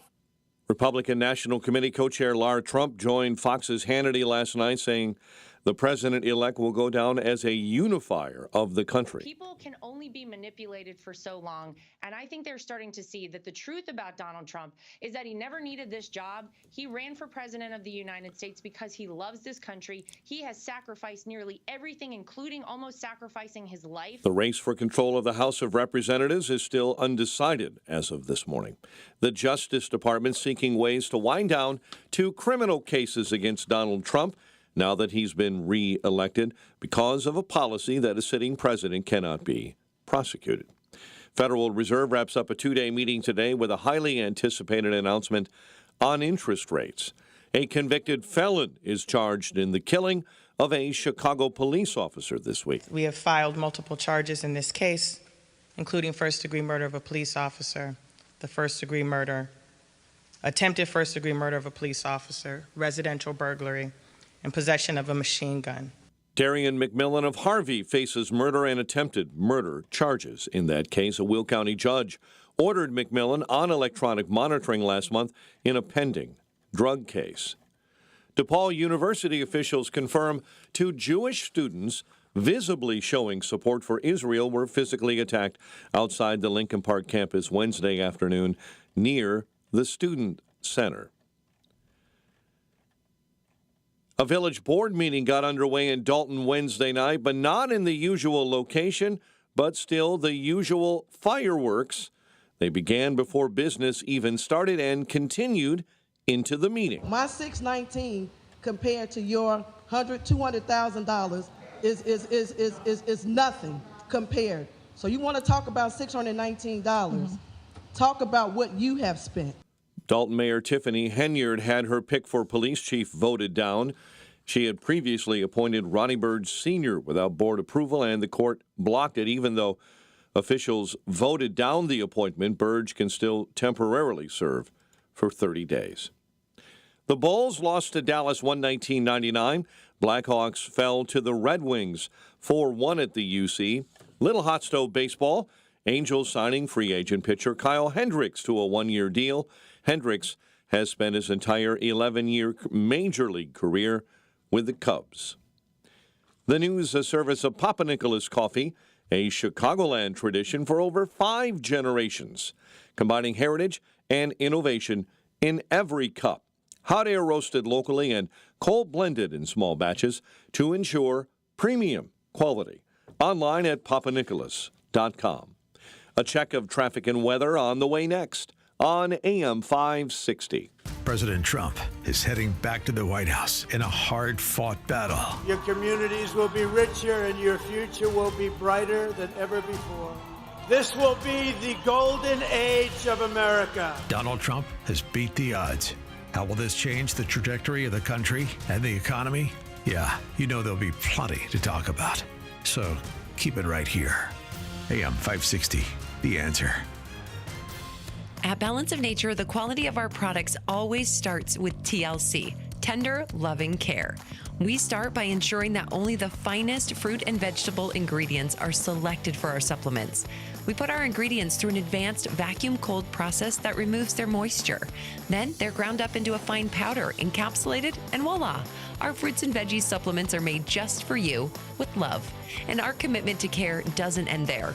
Our customer care team is here to provide assistance, ensuring that you have the support and guidance you need.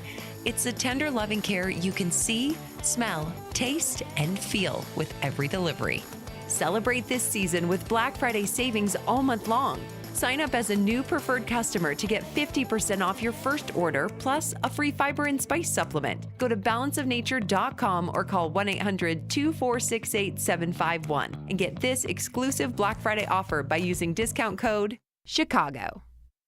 The instability of our economy has many worried, and stocks and bonds could be the first to collapse. Countless Americans are turning to the safest store of wealth in human history to protect their retirement accounts: physical precious metals. Gold has been a safe haven asset for generations. At Premier Gold, we specialize in helping those with a 401k, IRA, or other types of retirement accounts convert their vulnerable paper assets into physical gold to protect their hard-earned savings. Today, we'd like to send you a free gold investment kit to help you decide if this is right for you. Call 606-800-8000 to claim yours. Discover how you could start building wealth that stands the test of time. Take advantage of the current rollover policies, allowing for a quick and seamless transfer into physical gold or silver. Call 606-800-8000. Call 606-800-8000 now. Premier Gold is not a financial advisor. Please consult with your advisor before investing. Call 606-800-8000.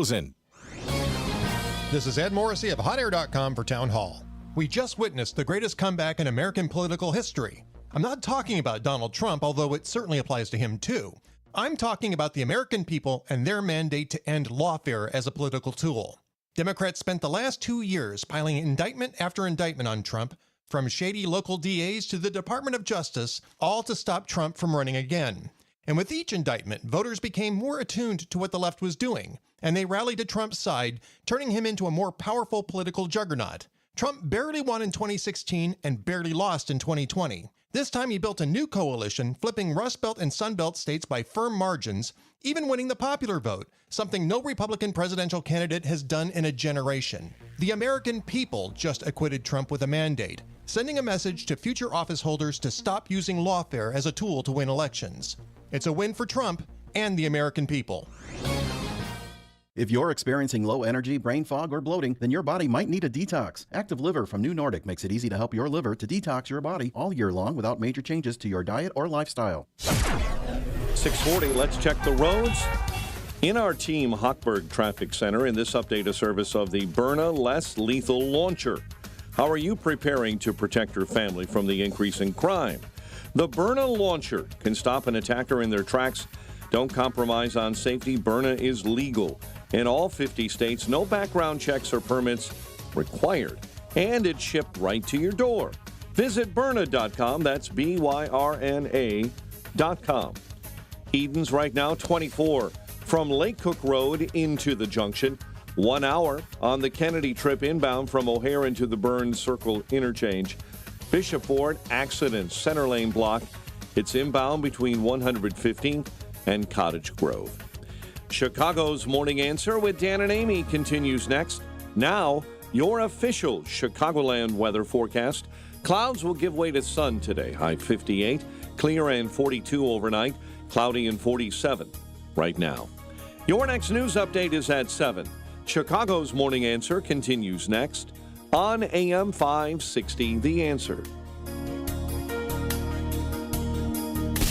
Now, from the Signature Bank Studios. If you're looking for the latest news, insight into what it means, and the sharpest opinion, there's only one station in Chicago where you can turn, and it's this one. We're AM 560, The Answer.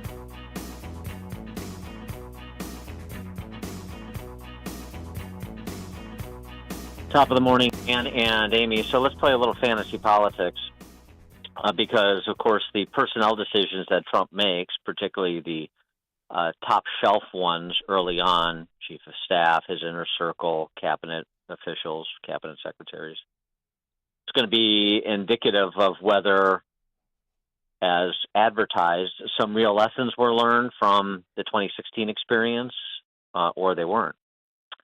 And so there's a lot of rumors circulating about different posts, including, for example, I think the leading candidate for Secretary of State is Florida Senator Marco Rubio. But just thinking about it and throwing it out there generally, 312-642-5600, turnkey.pro answer line and text line. Who would you like to see in which sensitive post to round out the Trump team? I got one for you, Dan. I'm going with Barron. And let me tell you why. Barron helped his father get elected because of Barron's guidance. He went on Joe Rogan. He went on the Phil Vaughn podcast, which I didn't even know what that was, and the Nelk Boys. And I'm telling you, that helped Trump with the younger vote. And so I think Barron, he's his first year in college. He could drop out or take a gap year and help Pops. What do you think? Barron for what? For chief of staff. What? Barron is this thing on? I said Barron should be the chief of staff. You saw him up there. He's powerful. He's 6'9" and still growing, and he helped his dad get elected. So I think he's politically savvy. We just don't know it.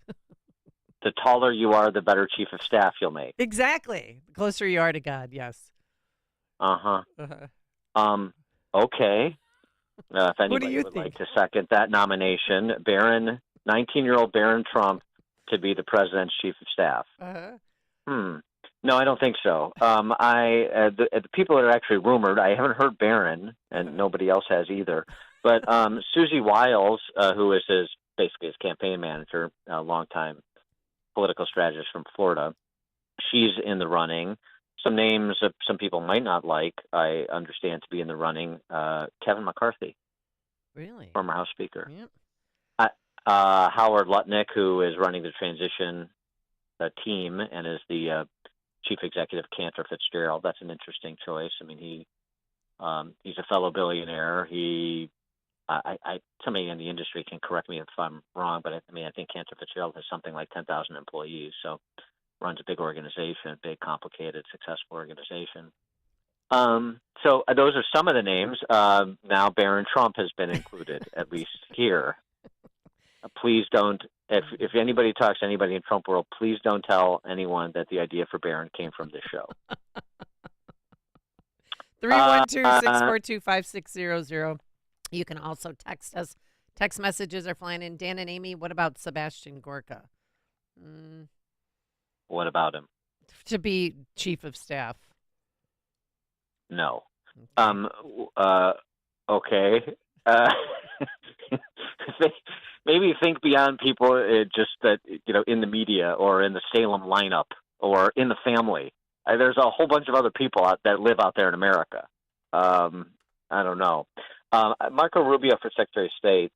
That doesn't. That more than doesn't bother me. I think that would be a pretty good selection. I think he and Trump are pretty fairly aligned on geopolitical matters. As just thinking about Rubio and the positions he's staked out over the years, and frankly, in the other reason I like Rubio is because he pays a lot more attention to Central and South America than sort of our foreign policy establishment does as a general rule. And, and that's an exciting region of the world. It's made a lot more exciting because of the ascent of Javier Milei in Argentina. So, just saying. Jim in Lake Zurich, you're on Chicago's Morning Answer. Yeah, how about Jim Jordan, Congressman from Ohio, as the Attorney General of the United States? Love your show. Great to talk to you guys. Thanks, Jim. Is Jim Jordan an attorney? Not that I am aware of. I think he's an attorney. But even more to the point, I think Attorney General. Some of the names being rumored. Let's kick that around because Department of Justice is an important one. Mike Lee, senator from Utah. Yep. Eric Schmidt, senator from Missouri. Tom Cotton, senator from Arkansas. Andrew Bailey, the Attorney General of Missouri, as a name being kicked around as well. I like some of those names. John Ratcliffe as well, Trump's former DHS. DNI, I'm sorry, Director of National Intelligence, former Congressman John Ratcliffe. I like Mike Lee. Tulsi Gabbard for Secretary of Veterans Affairs. Okay. Dan Proft for Press Secretary. Mm-hmm. You wouldn't need a binder. This guy does not need a teleprompter or anything. You'd be great. You'd shut them up in 5 seconds. Well, that would be. I do that for free just to be able to attack them. The DC press corps on a daily basis would be payment enough. But no, I think that's going to be Caroline Leavitt, who we've had on the show, who's been sort of his main spokeshuman throughout the race. But yeah, I mean, the press secretary, I think she's fine. I think she's done a competent job. But that could be something where you could do something perhaps more flamboyant. But I mean, think about sensitive positions. So Secretary of State, Defense, Homeland Security, obviously, Attorney General, of course. Homeland Security Secretary. This would be really interesting. One of the leading candidates is our friend Tom Homan, the former acting director of ICE under Trump. Great. I mean, that's the kind of ass kicker you need there. Also, Chad Wolf, who we've had on the show before, has been mentioned. Thinking about his. I don't want to overstate the case about his first term either, in terms of like there was nobody there. It was all bad decisions. Obviously, that's not true. There were some good people and people that maybe get a second turn if they want one. One of the names that's been mentioned, this will probably generate divided opinion, but for DOD, Secretary of Defense, Mike Pompeo. Oh, that's right, yes. Bring Pompeo back. All right, let's get some other views on this. Brian in St. John. Hey, good morning. I would love to see Dan Proft as press secretary as well, but I also want to see Dan Bongino be either Secret Service director or FBI director. That's all I got. All right, thanks for the call, Brian. Oh, FBI director is another important one. CIA director is important. A lot of positions to fill. You got to get, but those top line ones where you start to get the leadership in place that puts that the managerial level in place to put a check on the deep state and these fifth column actors that beset Trump's first term. And just think, I mean, now we can find out, now that Trump's going to be president, we can find out what really happened in Butler, Pennsylvania. Frank, Board of Trade. How about Sebastian Gorka as White House car hiker, assuming you could get him to talk 4 times quicker? All right. David in Lansing. Good morning. We need to revive Ramaswamy and put him in as White House press secretary. The guy's like a walking cyborg with AI. Like, you throw a question at him and he like recite anything constitutional related to it, and it'd be great, to put him in there. I think he's a better public speaker than J.D. Vance, personally. I'm not joking. I'm not being sarcastic here. No, I hear you. Thanks for the call. I think his name is being kicked around. I've read. I don't know that he's the lead dog on this, but kicked around for Commerce Secretary. Oh. Linda McMahon, Vince McMahon's ex-wife. Linda McMahon, who was SBA head under Trump and is the co-chair of the Transition Committee, is also being kicked around, I think, for Commerce Secretary. Here's one that was bandied about yesterday. Now, this isn't key position in the sense we're talking about national security and the rule of law, Department of Justice. But the rumor is that Thomas Massey, the Libertarian congressman from Kentucky, will be the Secretary of Agriculture. Oh. And Massey. So first of all, a libertarian in charge of ag that's a good thing. Libertarians, from that perspective of shrinking the footprint of Leviathan, libertarians in charge of several agencies would be good. But Massey and some of the advisors to the secretary that are being bandied about in agriculture sort of speaks to maybe moving away from the agency capture at the federal level by the industrial ag giants.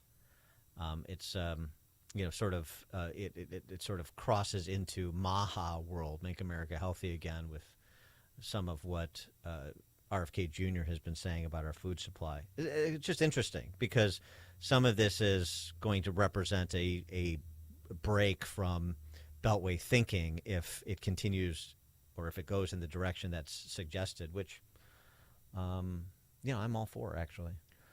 Carol in Yorkville.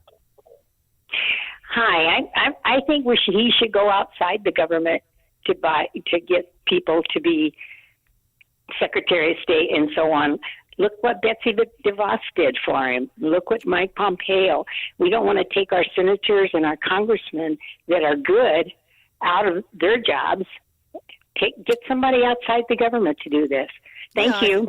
Thanks, Carol. I think it's a combination. I mean, the Marco Rubio for Secretary of State has the added political benefit that it leaves a Senate seat for Ron DeSantis to run for. Oh. Well, I was thinking Ron DeSantis for Department of Defense. I mean, he joined the Navy.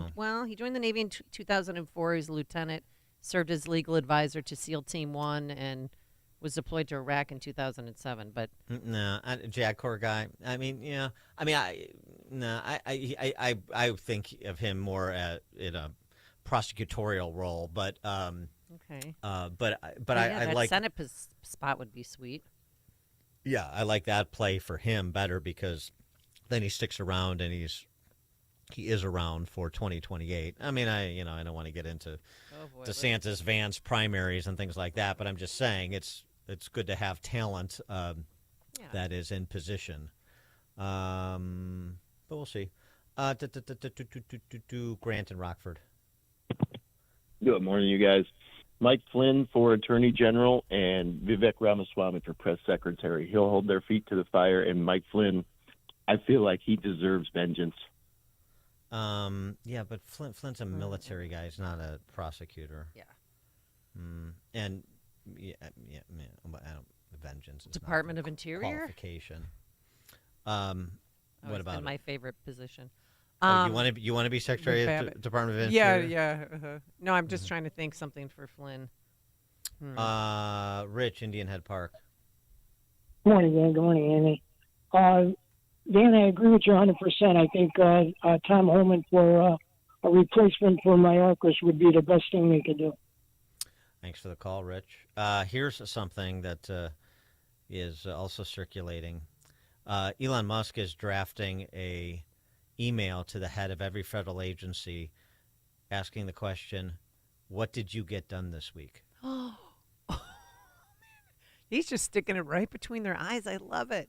I hope that's true. Oh, God, that's great. I hope that's true because that would be some interesting reading. What did you get done this week? And if the agency had understands their days are numbered and they're not unresponsive, then go to next level guy. Go to whoever wants to stay, the highest ranking person who wants to stay. Get somebody in these agencies to answer that question in detail. Use extra sheets of paper if you need them. That would be fascinating reading. What did you get done this week? That's great. Lots of text messages. Dan and Amy, when was the last time we had a man as press secretary? Was that Spicy, right? Yeah. And then, Dan and Amy, keep it in the family, have Kimberly Guilfoyle as press secretary? God, no. No, I'm going to I don't want to offend anybody, but no. Just say no then. God, no. That might be offensive. Yeah, that's true. I wanted for emphasis. Trey Gowdy for AG. Trey Gowdy would be good. Mm-hmm. Chet and Lyle. Rick Grinnell, either National Security Advisor or head of the CIA. Yeah, Grinnell, I think, is a shortlister for NSA. But, yeah, somewhere in the intel community in an important role. I agree with that. Mike in Plainfield. Hey, can you imagine the heads that are going to roll if he appointed Tucker as a press secretary? Oh, no. Right. No. That would be fun. I mean, maybe for an interim basis, but no, but it would. I don't think like the Bonginos and the Tuckers are going to want to take the sort of pay cut.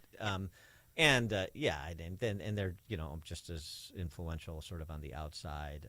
But I mean, like I said, it would for sport. It would be. I mean, I don't want to take a pay cut to do it, actually. And I think Vivek for press secretary, he's above that. I mean, he's too intellectual to do that job. No offense, but I mean, there's everybody pursuing their interest too. There would be an advantage for him to do that as opposed to say Commerce Secretary. Maybe it doesn't have the same gravitas as Commerce Secretary, although that's a department that should be eliminated. So I don't know how much gravitas we should really ascribe to it. But you get to, rub shoulders with all the rent seekers in the country. So that's something. Good publicity. It'll get his name out there. Yeah, but Ramaswamy being on TV all the time is the way to get his name out there, and sparring with the left is the way to get his name out there and advance his political interests if he still has them. But don't forget, he may be interested in running for statewide office in Ohio. Oh, that's right. Yeah, who's going to take J.D. Vance's Senate seat? Well, there you go. Bingo. Robert, Bloomingdale. Well, how about Ben Carson for Health Department and Dave Ramsey for the budget and finances? I think those would be good choices. What do you think? Thanks for the call. I love how many radio talk show hosts and podcasters people want in all these sensitive positions.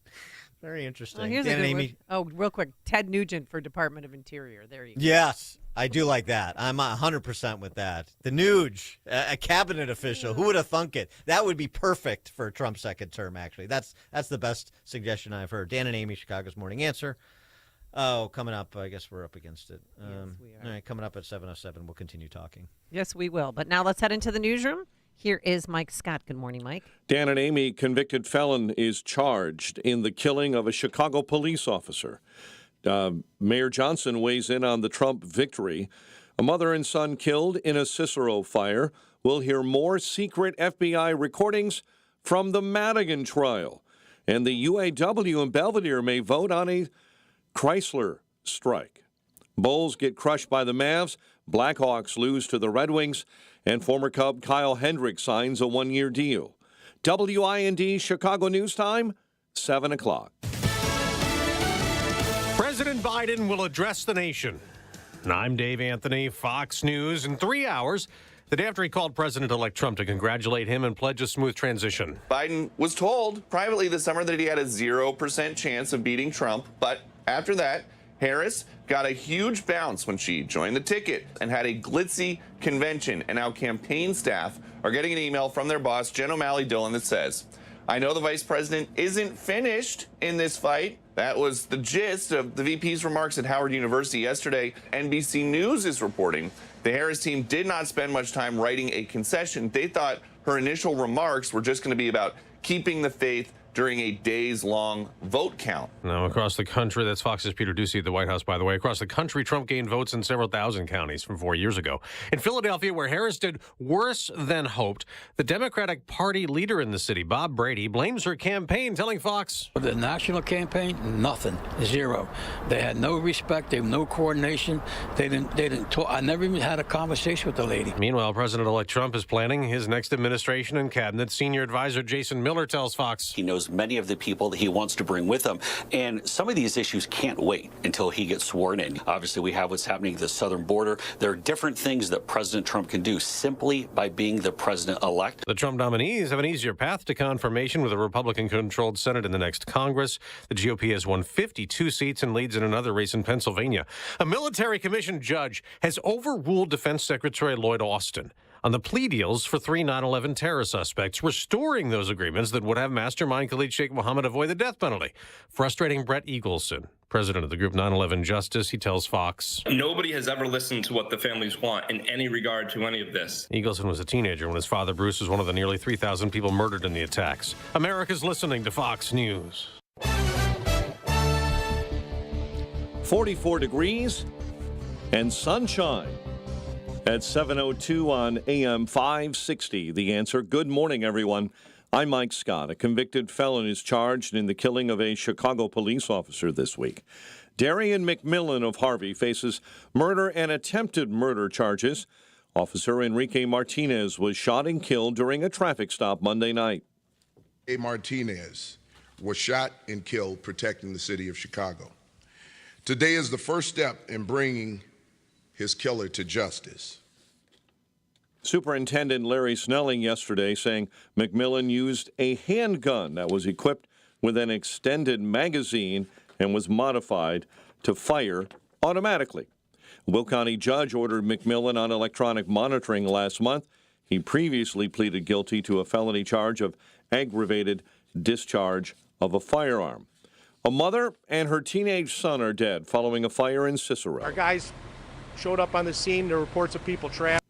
The blaze broke out around 5 a.m. yesterday in the 5,000 block of West 29th. The fire was real heavy in the back and the second floor. Our guys could not make it up there in time, and so there were 2 people that did not make it out. The victims have been identified as 16-year-old Luis Armas Jr. and his mother, Ora Armas. The cause is under investigation.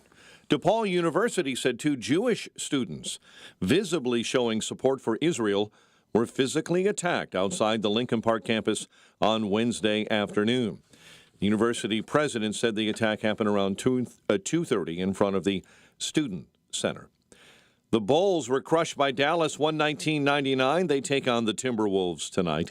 Blackhawks had their winning streak snapped with a 4-1 loss to the high-flying Red Wings at the United Center. A little college football last night in the MAC.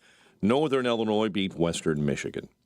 The news, a service of Papa Nicholas Coffee, a Chicagoland tradition for over 5 generations, combining heritage and innovation in every cup.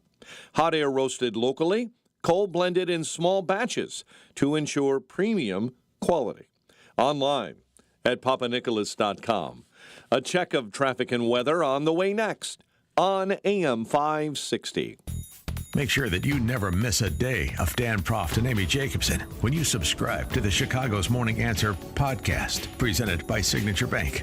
Listen to the entire show each day on demand with limited commercial breaks. You can subscribe today for free at 560theanswer.com and click on podcasts or search for Chicago's Morning Answer on Apple Podcasts, Spotify, Google Podcasts, or wherever you listen to podcasts. If you own or run a business and you listen to AM 560, you might not realize that the conservative programming that you enjoy is supported by advertisers. Our loyal listeners love to do business with the advertisers they hear every day on AM 560. Now, it probably won't surprise you that there are some businesses who avoid advertising with us because they don't like what we do here. And that's okay, because our audience wants to support businesses that support what we do and think like we think. We would love to have you join the list of successful companies who are already reaching new, like-minded customers. Most AM 560 advertisers have been here for years for one simple reason: they get results. Join our efforts to make a difference in the lives of our listeners who are passionate about supporting our great family of AM 560 advertisers. To learn more, just visit 560theanswer.com/advertise. That's 560theanswer.com/advertise. Hey, if you're in the market for a rifle, a shotgun, or a revolver, you definitely want to go with the best in the business. And as far as I'm concerned, that's only one place, Henry Repeating Arms. You're going to be amazed by the quality craftsmanship, the buttery smooth action. It makes them a pleasure to shoot. Every one of my Henrys accurate right out of the box. They've all been reliable ever since. Now, the best way to learn about Henry's 200 models, just go to their website. It's one word, henryusa.com. You'll get a free catalog. They'll send you free decals, a list of dealers where you are, and they have a great newsletter as well, and they showcase their made-in-America firearms. Henrys are backed by a lifetime warranty, 100% satisfaction. Made in America, not made at all. That simple. And if you have questions, you can call their award-winning customer service department. Speak with an expert that will help you. Make sure you go to henryusa.com, get your free catalog, free decals, a list of dealers where you are, henryusa.com, a great American company. I'm attorney Stephen Leahy. My father was a union iron worker, just like his father. But while he inherited his father's skill, he did not inherit his tolerance for taking orders from union bosses. He needed a change, something that was his, something where he could call the shots. So he started a janitorial company. His company cleaned grocery stores and airplane hangars, dentist office and construction sites, hardware stores and restaurants. As his business expanded, so did the complexity of managing it, especially the taxes. Preparing tax returns requires records, and Dad just never got accustomed to keeping good records. That was a mistake. It cost him his business. Initially, I followed my father and grandfather and became a union iron worker, third generation. I'm very proud of that legacy. Now I'm a tax attorney. I help business owners protect what they've built. Fighting back against the IRS is personal to me. If you own a business and have tax troubles, fight back. Go to fightbacknow.com. That's fightbacknow.com, or call 312-664-6649. Become a freedom fighter today. 7:08. Let's get an update on the roads. Team Hochberg Traffic Center time. And this look at travel times, a service of almostfreeteeth.com. What if you could save an average of 90% for dental implants and get 100% of your smile back? With a Blue Cross Blue Shield, PPO, or FEP, it's possible. Check if you qualify. Almostfreeteeth.com. Eden's outbound accident blocking a left-hand lane between Tower and Dundee Road. It's an hour and 11 on your inbound Kennedy commute from O'Hare into the Burns Circle interchange. Stevenson inbound due to an accident. It's all bottled up between First Avenue and Kedzie. Chicago's Morning Answer with Dan and Amy continues next. AM 560 Weather Center forecast with Steve Williams. Today, clouds will give way to some sunshine. Our high today, 58. Clear tonight, low 42. Sunny tomorrow, the high at 60. And then sun followed by clouds on Saturday. High Saturday afternoon at 58. I'm Steve Williams on AM 560, The Answer. 47 in sunshine. Next news at 7:30. Chicago's Morning Answer continues next on AM 560, The Answer. Now, from the Signature Bank Studios, this is Chicago's Morning Answer with Dan Proft and Amy Jacobson on AM 560, The Answer.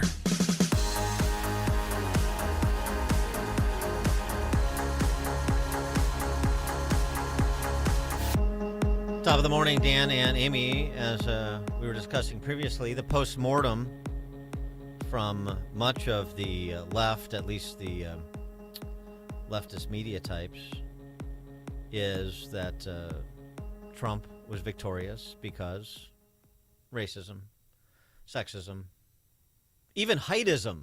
If she were a 6'4" white man from Arkansas or from Florida, and she ran a good middle of the road campaign talking about reaching out, do you think she would be losing by that much? If she could like chew tobacco and carry a shotgun and talk about football and be a guy's guy, I mean, you tell me. Well, let's. Such an elitist snob.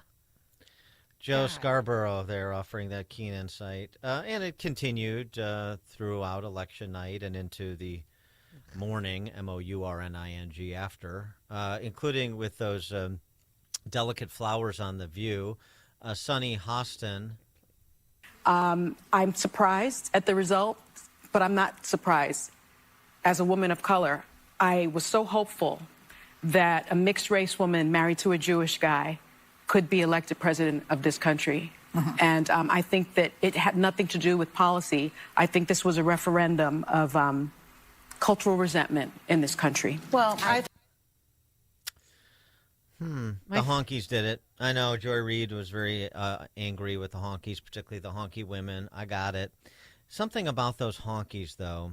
There was a good piece in the Wall Street Journal a week before the election by Mene Ukaburwa, who's an editorial board member of the Journal, talking about that portion of the electorate that nobody was really talking about, except pejoratively like that, using them as scapegoats. We talked a lot about it, too, talking about the Muslim vote in parts of Michigan that could be impactful, and we're talking about the percentage of Latino vote that Trump is getting, the percentage of black vote, particularly black men, and so on and so forth. But something else that happened that didn't get much conversation, I'm glad that Ukaburwa pointed this out in the Journal, because it also gives lie to this post-mortem rationalization you're getting from the mouthpieces for the left.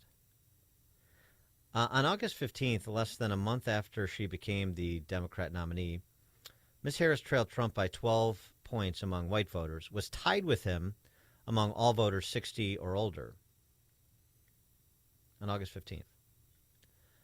Since then, these voters have fled from Harris. By October 26th, she was down 22 points among whites and 8 points among seniors.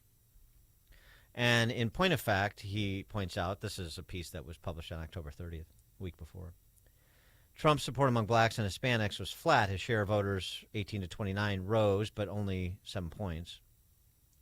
Yet it was at that point that he surpassed Kamala for the first time in overall support. You're looking at the polling averages nationally. In other words, he writes, older and white voters contributed much more to Trump's recent rise going into the final days than their younger and non-white peers. Progressive elites who sniff racism and sexism around every corner are wondering whether old whites have abandoned Ms. Harris because they can't abide a black female president, as you just heard. But the allegations of prejudice can't quite explain why older whites were willing to give her a chance and even inclined to support her on August 15th, and by October 26th, they had moved in the other direction. So when Sunny Hostin says it's not about policy, well, it turns out it is in part, and perhaps it's in part on character, too. They knew Kamala Harris was a black female when she got into the race. Most of them probably knew her as vice president, at least that much about her. But when the Kamala Harris record started getting examined and when she started doing interviews and trying to explain things like her 180s on a variety of issues, this is where she started to shed people. And as I was saying at the time, she can't pull this off. There's just no art in her artifice. Yeah. And ironically, it perhaps culminated on that very program with Sunny Hostin, The View, when she was unable to come up with something she would do differently than Biden, even though the branding of her campaign was supposed to be turning the page and doing things differently. Yeah, that was the nail in the coffin, I think.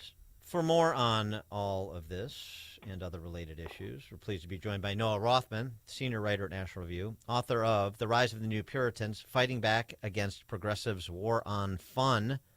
Noah, thanks for joining us. Appreciate it. Howdy. Thanks for having me. Howdy.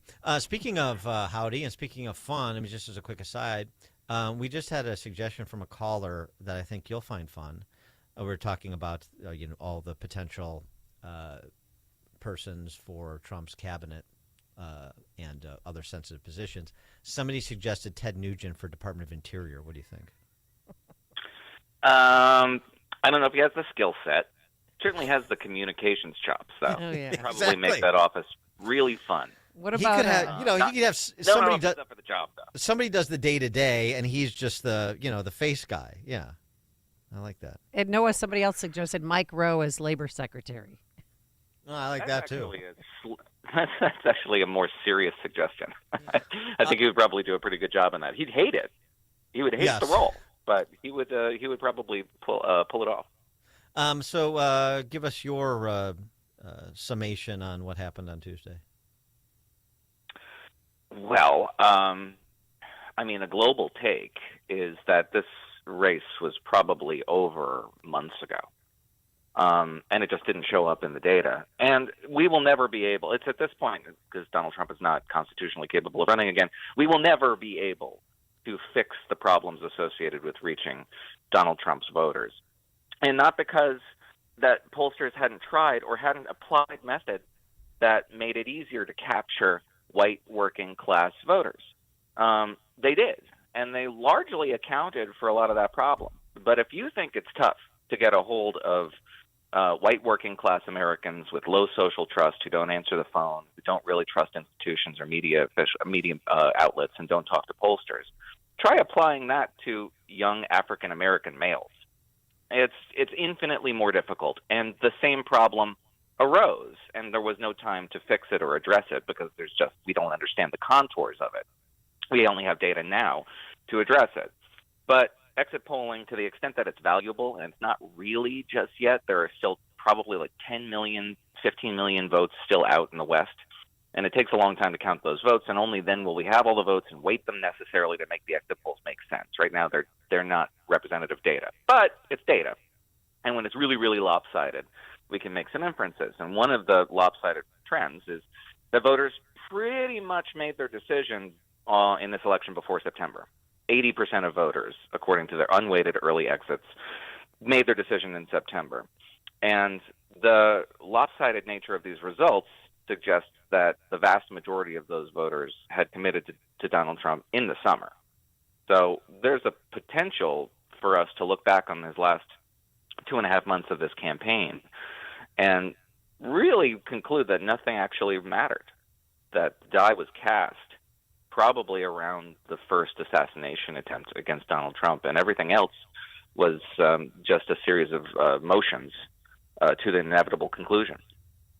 Well, I mean, taking what you suggest as a starting point, I mean, if 1/5 of the voters had not made their decision by September, then the last 60 days did matter.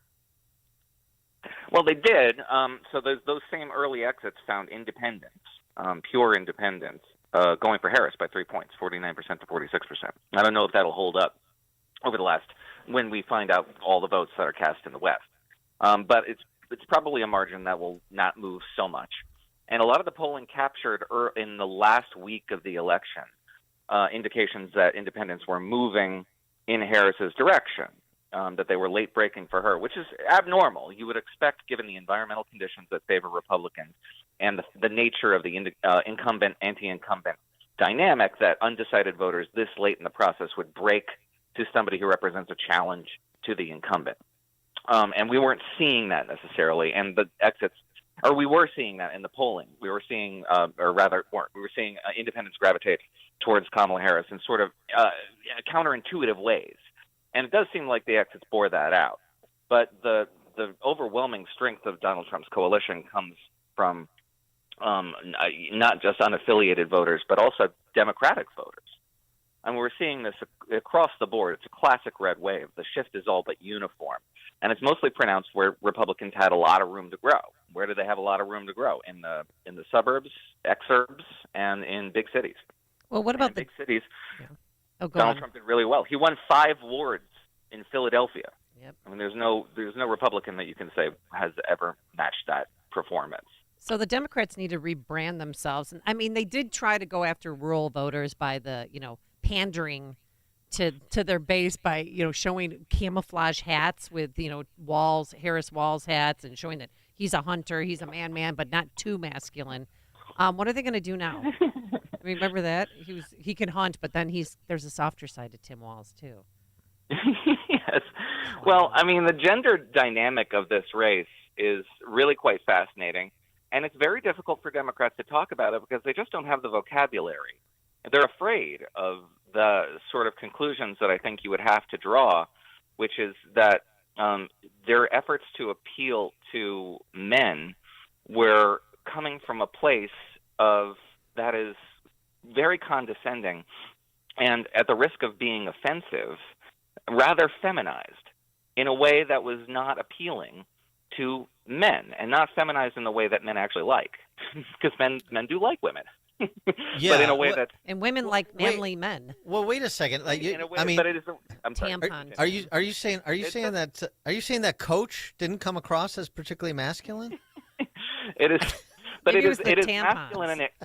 It's masculine in a caricatured way. Of course, that a showrunner in Hollywood would write it, which is in a way that's how do I? It's so difficult to talk about this in ways that Democrats will not react to it as though you are part of the problem, because they've convinced themselves that expressions of masculinity, conventional masculinity, are deleterious to the social fabric, are antisocial themselves. And so when they appeal to men, it sounds like a showrunner in Hollywood who has written the stereotypical doofus role for the classic straight white male who just can't navigate his environment adroitly. He's just kind of a bumbling, stumbling fool who needs to have his hand held and guided to the proper conclusions in life, because otherwise he wouldn't be able to tie his own shoes, and he would probably burn things down. And is capable of a lot of aggression that needs to be socialized out of him. It's offensive and condescending, and suggests a lack of contact with actual human beings who are socialized properly in an American social milieu. It's mistrustful of men, and it's men picked up on it. It's kind of hard to miss. Called himself a knucklehead. Well, the other thing too, I mean, those two closing ads that they ran with the men and women going to vote. The men are they just got just climbed down from a duck blind, and they went to the polling place, and then they're okay, let's everybody get out and vote, and then two guys staring at each other, knowing with a knowing glance, and they color in the walls, the Harris Walls bubble and so forth, like it's okay to secretly vote against these goons that you're friends with, and then they did the same thing with women who are under the thumb. Or the wives who are under the thumb of their men. Okay, honey, you go vote, and I'll sit here and pick my nose. And then the knowing glance, and all that. It was everybody, every man in America who's not in touch with their feminine side, like good old Doug Emhoff, is Al Bundy. And and every woman is under the domineering thumb of her husband. I mean, it's so insulting. I don't know what country these people live in. It's profoundly offensive. You're allowed to take offense if your appeal here is saying, well, we know your husband will beat you if you make the wrong decision. So you don't have to tell him. And the alternative to that is, well, men, you're going to go into the polling place, and if you have a modicum of consideration for the women in your life, to say nothing of your own daughters, you will vote for abortion. A lot of those men want to be grandpas. Right. They're not necessarily in favor of maximalist maximalist license for abortion. And you know what? A lot of those men are also Catholic. The Democratic Party has sacrificed its appeal to Catholics in a way that's pretty remarkable. The Catholics shifted dramatically towards Republicans. And not just because Kamala Harris skipped the Al Smith dinner. That's so inside baseball that it's remarkably Washingtonian. But it is bouncing around out there. But the notion here that Americans are hostile to abortion restrictions across the board is just not true. There's a lot of squishes on abortion. And if you look at the actual, just saying, Americans are pretty much in favor of few restrictions when it comes to the first trimester. But those voters shifted dramatically towards Republican. And it was basically even if you favor that kind of abortion regime, which is illustrative of the Democratic Party's failure across the board here, that they pushed all their chips in on the only hand they had. It just turned out to be a losing hand. Well, and the other thing, though, too, in terms of what we're getting post-mortem wise from that camp, at least it's outspoken institution. It's most outspoken institutionalists in media and academia. Is like 2016 redux. I mean, they learned absolutely nothing over the last 8 years. You could cut and paste the comments they're making in the last 24 hours and apply it to 2016 and vice versa. Yeah, I mean, Democrats are just addicted to the idea that they can balkanize the electorate and identify little slivers of hyper-ethnic concentration and set them against each other, pit them against one another in mutually antagonistic little exclusive cantons. And that's just not how it works.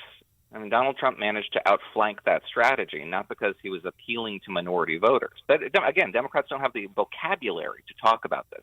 He wasn't appealing to minority voters in a way that Democrats recognize as appeals to minority voters because it wasn't specific. It was very general. He was talking about things that Latinos care about because he was talking about things that everybody cares about. Right. He was talking about things that Jewish voters and black voters care about because he was talking about things that everybody cares about. I mean, the notion here that you can balkanize the electorate like Democrats seem to think they can has been disproven on a couple of occasions. Sometimes it works, but most of the time it doesn't. And if you zoom out on American politics now, over the last 10 years, 11, 12 years, what's the aberration? The aberration isn't Donald Trump's election. The aberration isn't the Republican takeovers of Congress in 2014. The aberration is 2020. 2020 is the weird one. That's the outlier. And even Democrats coming back in the midterms in 2018 is pretty standard for, your first midterm of a new presidency. That sort of thing looks normal. What doesn't look normal is Joe Biden's election in 2020, which, by the way, before Donald Trump started beating the drum about the stolen election thing and cost Republicans 2 Senate seats in Georgia, voters in their collective wisdom performed a surgical excision of Donald Trump from the political scene while leaving the entire Republican Party intact. Indeed, Republican majorities in Congress grew in 2020, even though Donald Trump lost. And the reversal of that condition is just a return to form. So when you have this big global 30,000-foot perspective on American politics, it looks like Joe Biden is the outlier and Donald Trump is the new normal. Noah Rothman, senior writer at National Review, author of the book The Rise of the New Puritans, Fighting Back Against Progressives' War on Fun. Noah, thanks as always. Thank you. Thank you. Always good to have you. And he joined us on our turnkey.pro answer line. Hear about the big stories of the day, then talk about them right here on Chicago's Morning Answer on AM 560. The Answer. Hi, I'm Ken Mariotti, owner of Woodland Windows and Doors, a third-generation family-owned business since 1969. We know you're bombarded by choices when shopping for new windows or doors, so we're inviting you to experience the Woodland difference. For decades, we have been transforming living spaces with Marvin Windows, a fifth-generation family business. Marvin replacement windows have been known to increase the warmth of your cold rooms by 10 degrees. Think about that, 10 degrees warmer. When you welcome Woodland into your home, you will get a product expert to transform your living spaces, full-time, dedicated professional installers that you can trust in your home, along with the best products like Marvin. These are the reasons we're proud of our 5-star reviews and family legacy. No gimmicks, no pressure, and upfront pricing are why Woodland Windows and Doors is your trusted window and door expert in Chicagoland. Visit woodlandwindows.com to book your free in-home expert consultation. That's woodlandwindows.com or stop by our showroom at the corner of Lake and Geary in Roselle. Signature Bank is Chicago's fastest growing independently owned business bank. Your business and your money are in good hands with Signature Bank. I'm Dan Proft, and I know this because Signature Bank is my business bank. Hi, I'm Jason Zenger, owner of Zenger's Industrial Supply and host of the Making Chips podcast, and a proud customer of Signature Bank. Through rapid growth, acquisitions of competitors, and taking over from the previous generation, Signature Bank was there with us every step of the way. Recently, the team introduced us to FinRails AP, their proprietary system for accounts payable automation. Not only did FinRails AP help us to reduce costs and create efficiencies, but it also helped minimize fraud risk. Now, our company can invest time into what we do best, supplying industrial products, metalworking tooling, contractor tools, and safety supplies to those who make, build, and create great things for our country. Signature Bank helps local businesses succeed. Let Signature Bank turn your business vision into reality. Visit signaturebank.bank. Member FDIC, Equal Housing Lender. If you're self-employed and purchase your own health insurance, I have some great news. From now until January 15th, the health insurance exchanges are open again. And even if you've never qualified for a health insurance subsidy before, you most likely will now. The American Rescue Plan expanded subsidy eligibility to millions of Americans who have never qualified before. even to those with high income levels. And this year, you can purchase a multi-state PPO policy, which includes access to Northwestern Medical Group, as well as other teaching hospitals around the nation. Employers who provide small group coverage also have new options, and so do seniors looking for Medicare supplement coverage. Call me. I can help. If you're tired of calling a bureaucrat at an 800 number to help you navigate Obamacare, then you need a local expert on your side. C. Stephen Tucker from healthinsurancementors.com is someone I know and trust.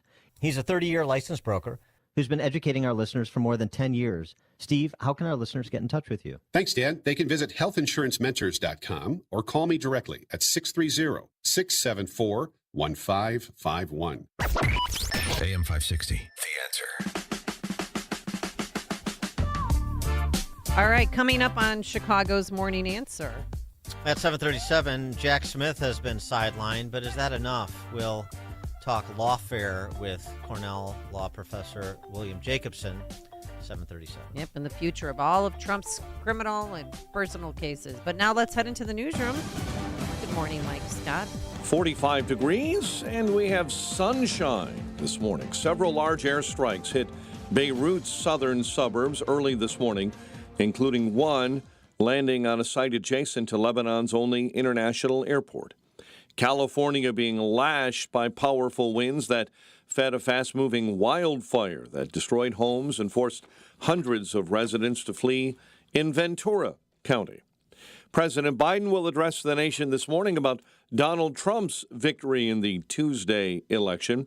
He also praised Kamala Harris, saying she led a historic campaign. That every one of us, no matter who we are or where we start out, has certain fundamental rights and freedoms that must be respected and upheld. Assistant professor of politics at Pomona College, Sari Sadwani, says the data shows Democrats can no longer assume minorities will vote for them. Many, I think, for a long time thought that this was a racial divide, that people of color would line up behind the Democrats. That simply is not true. Republican Florida Senator Marco Rubio saying the president-elect has redefined the Republican Party. The Republican Party now reflects the country. It is the most diverse coalition of voters ever to come together to elect someone to the White House. The race for control of the House of Representatives still undecided, but the GOP confident they will take control. Federal Reserve wrapping up a two-day meeting today with a highly anticipated announcement on interest rates. A convicted felon is charged in the killing of a Chicago police officer this week. We have filed multiple charges in this case, including first-degree murder of a police officer, the first-degree murder, attempted first-degree murder of a police officer, residential burglary, and possession of a machine gun. Cook County State's Attorney Kim Fox says Darian McMillan of Harvey faces murder and attempted murder charges. A mother and son are dead following a fire in Cicero, the blaze breaking out yesterday morning in a home in the 5,000 block of West 29th. The fire was real heavy in the back, and the second floor, our guys could not make it up there in time, and so there were two people that did not make it out. The victims identified as 16-year-old Luis Armas Jr. and his mother, Ora Armas. And the citizens of 7 additional Illinois counties have voted to consider splitting off from Chicago and Cook County and forming a new state. All 7 counties that had a ballot question making that ask of voters voted in favor of that proposal. And several counties in the state of Illinois who support that referendum have voted in favor of secession. At least 21 other counties in 2020 and 2022. Madison County is the first large suburban county to join the movement. Bulls lost to Dallas 119-99 and take on the Timberwolves tonight. Blackhawks lost to the Red Wings 4-1. College football, little Maction last night. Northern Illinois beat Western Michigan 42-28. The news, a service of AlmostFreeTeeth.com. What if you could save an average of 90% for dental implants and get 100% of your smile back? With a Blue Cross Blue Shield, PPO, or FEP, it's possible. Check if you qualify at AlmostFreeTeeth.com. A check of traffic and weather on the way next. on AM 560. If you listen to the mainstream media and the Democrats, you'd think it was a sin to be black and conservative. Well, John Anthony blows up that perception every week on Black and Right. Join John this Saturday afternoon at 4 when he pushes back against the left and its regressive, progressive agenda that tries to dictate how people should think or feel about politics. Listen to Black and Right this Saturday afternoon at 4, right here on AM 560. The Answer. Balance of Nature's fruits and veggies supplements, changing the world one life at a time. Going on 72 in July. I swim. I'm a swimmer. I play pickleball and I play golf. And I have to say, Balance of Nature really, I feel like I could sing. I like the product, and I'm telling a lot of people about it. It's the best stuff in the world. It's good stuff. Celebrate this season with Black Friday savings all month long. Call 1-800-246-8751 or go to balanceofnature.com and sign up as a new preferred customer to get 50% off your first order, plus a free fiber and spice supplement with free shipping and our money-back guarantee. Go to balanceofnature.com or call 1-800-246-8751 and get this exclusive Black Friday offer by using discount code CHICAGO. At Signature Bank, going the distance for business banking customers is what we do every day. We understand that business owners have a strategic mission, a drive to succeed, a plan for growth, and don't have time to wait for a bank to respond. With Signature Bank, you not only have a banking partner that has roots right here in Chicago, but our decisions are made locally too. Signature Bank knows that when you have a question or problem about your business, you want answers. You need someone who will pick up the phone or respond to your text. You need someone who is always there for you. That's Signature Bank. We are a team that wants to get to know you and your business. Want to be Signature Bank's next success story? Give us a call today at 773-467-5630 or visit us online at signaturebank.bank. Member FDIC Equal Housing Lender.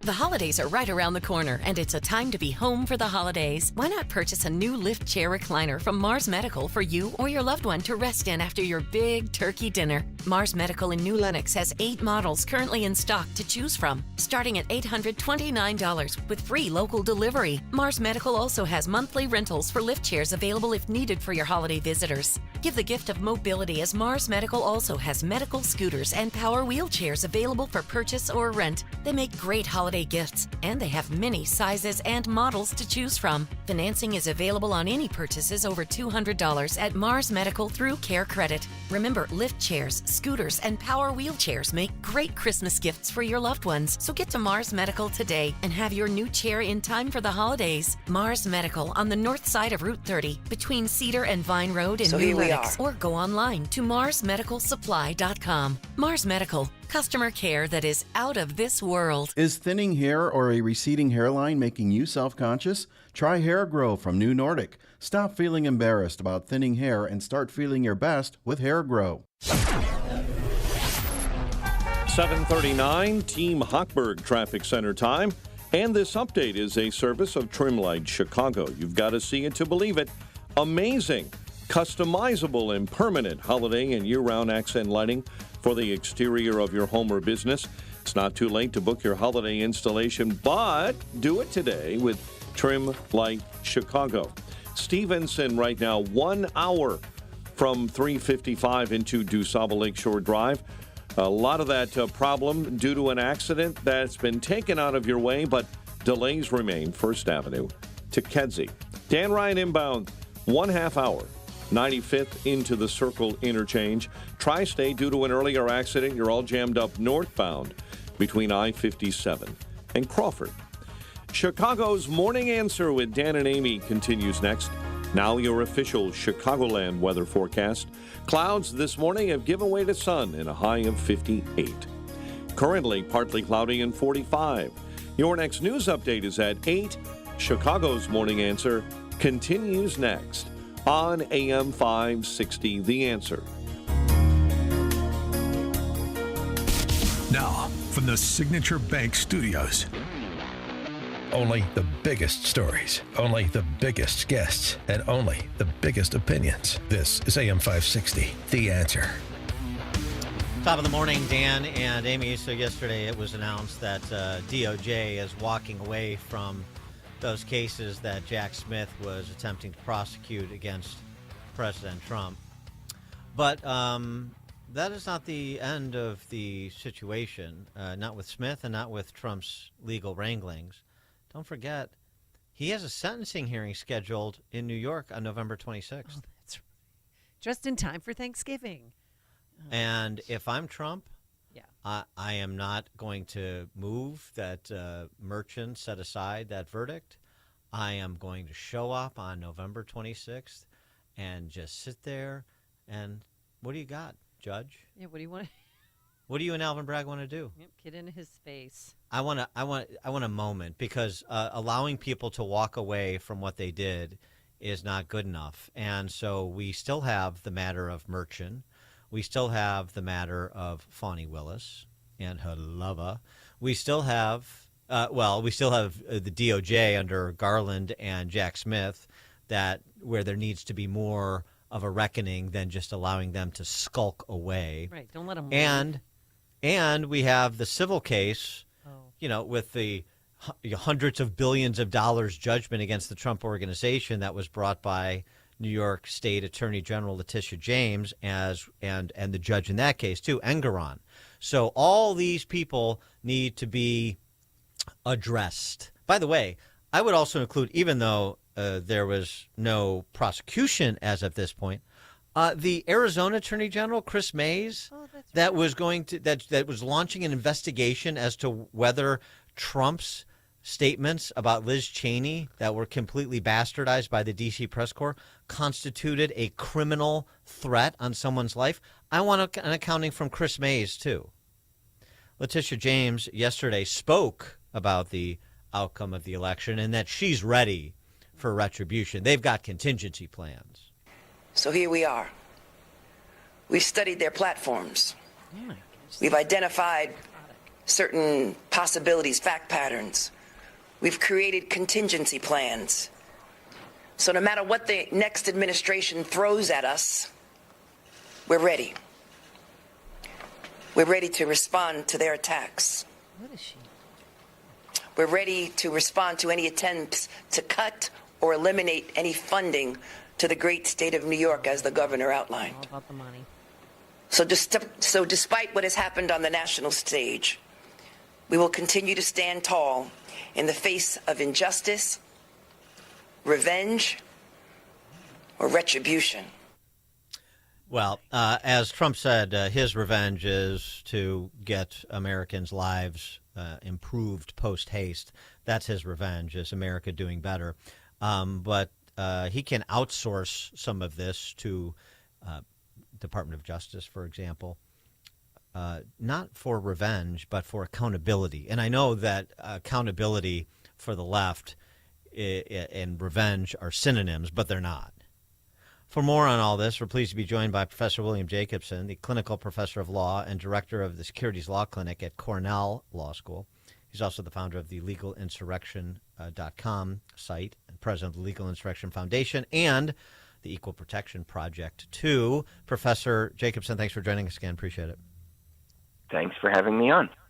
You're representing Donald Trump, if you were, hypothetical. You're representing Trump in the documents case, and you've got that November 26th sentencing hearing. What would you recommend? Yeah, that New York State case is involving the bookkeeping entries. The Florida case is the classified documents case, which is thrown out of court, and the D.C. one is the conspiracy case, which is going nowhere.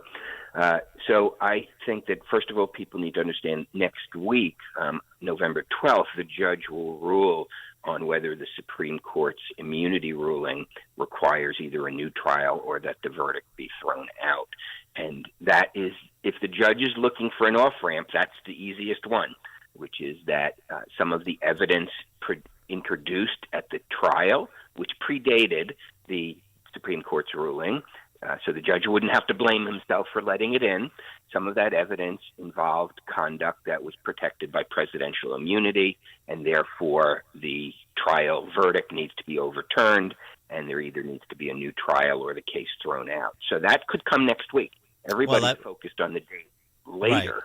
Right. But let me ask you a question about that. If I'm Trump, I mean, just taking the attitude that I would take. I don't know if Trump wants to be this aggressive, but I'd withdraw my appeal of the conviction. Ooh. Can I do that? No, I would not. I would follow through with the process. No, I know, but as the person convicted, if I wanted to withdraw the appeal before the appellate court in New York, couldn't I? Well, there's no appeal yet from the criminal conviction because they're actually, while everybody refers, or the Democrats refer to Trump as a convicted criminal, there's been no judgment of conviction entered. There's a jury verdict. There's a verdict of guilt, but the judge now has to rule whether that will be entered as a judgment of conviction, and that's going to come next week. So he's not convicted. There's nothing he could appeal right now. There is no appeal. I see what you're saying. Yeah. I see what you're saying. Yeah, right. So it's right. It's just, I'm sorry. Yeah, right. Refreshing my recollection of the case. Thank you. So this is they filed briefs suggesting that the Supreme Court decision, it would necessitate setting aside the verdict. That's where we're at.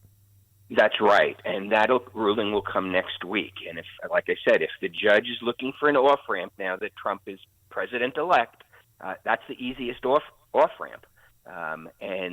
But if he rules that verdict stands and is going to be entered as a judgment of conviction, then you have the sentencing shortly before Thanksgiving. And I agree with you. I would simply take the position that it's illegitimate, that you can't do it, and see what the judge does. Wouldn't that be something if they put him in jail?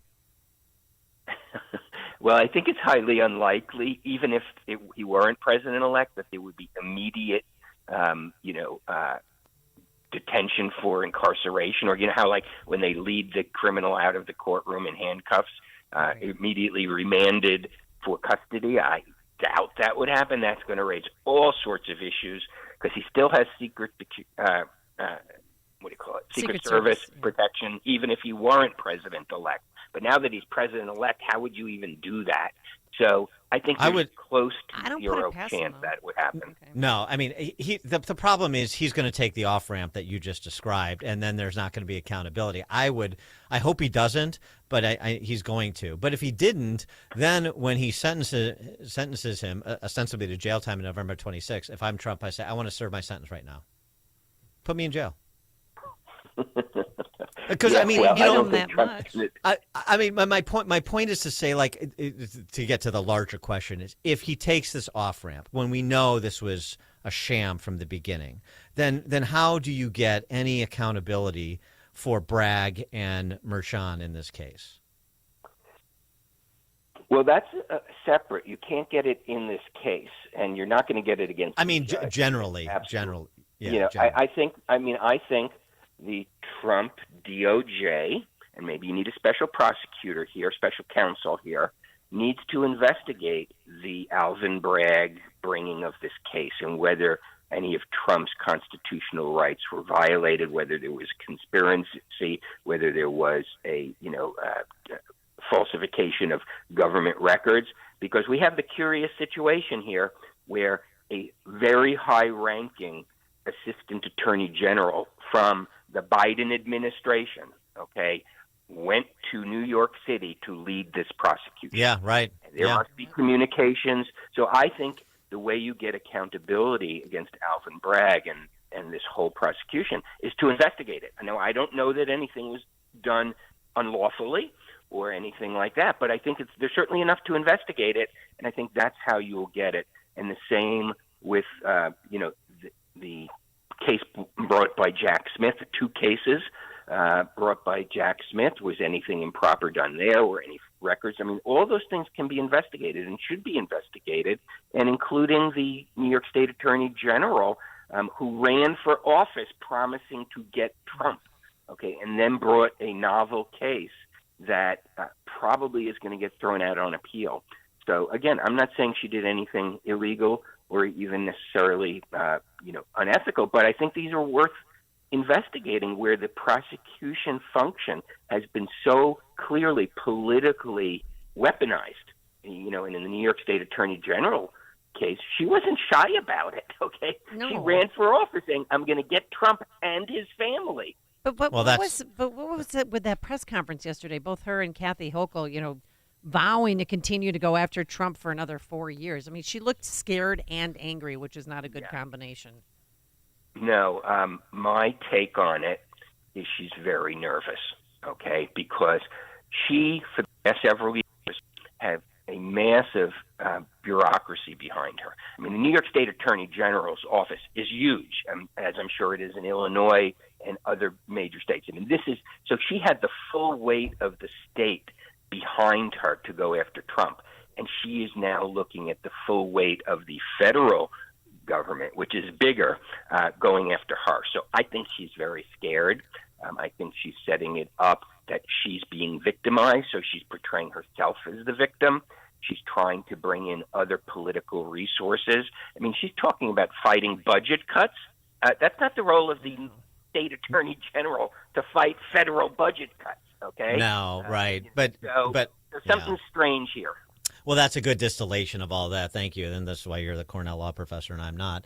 The Letitia James thing, this is her trying to play the role still of sort of the protector of the public from this fraudster Trump when she had a strong hand, at least from a political power perspective.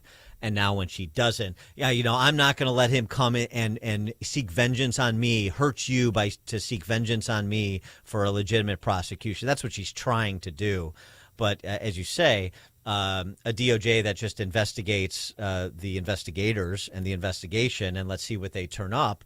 No, I think that's exactly right. And that goes for, would you say, a relook at what those IRS whistleblowers had to say about the Hunter Biden investigation, because that ropes in several agencies, including the FBI, the Fulton County State's Attorney's Office as well. Everybody needs to be subjected to the who investigates the investigators paradigm.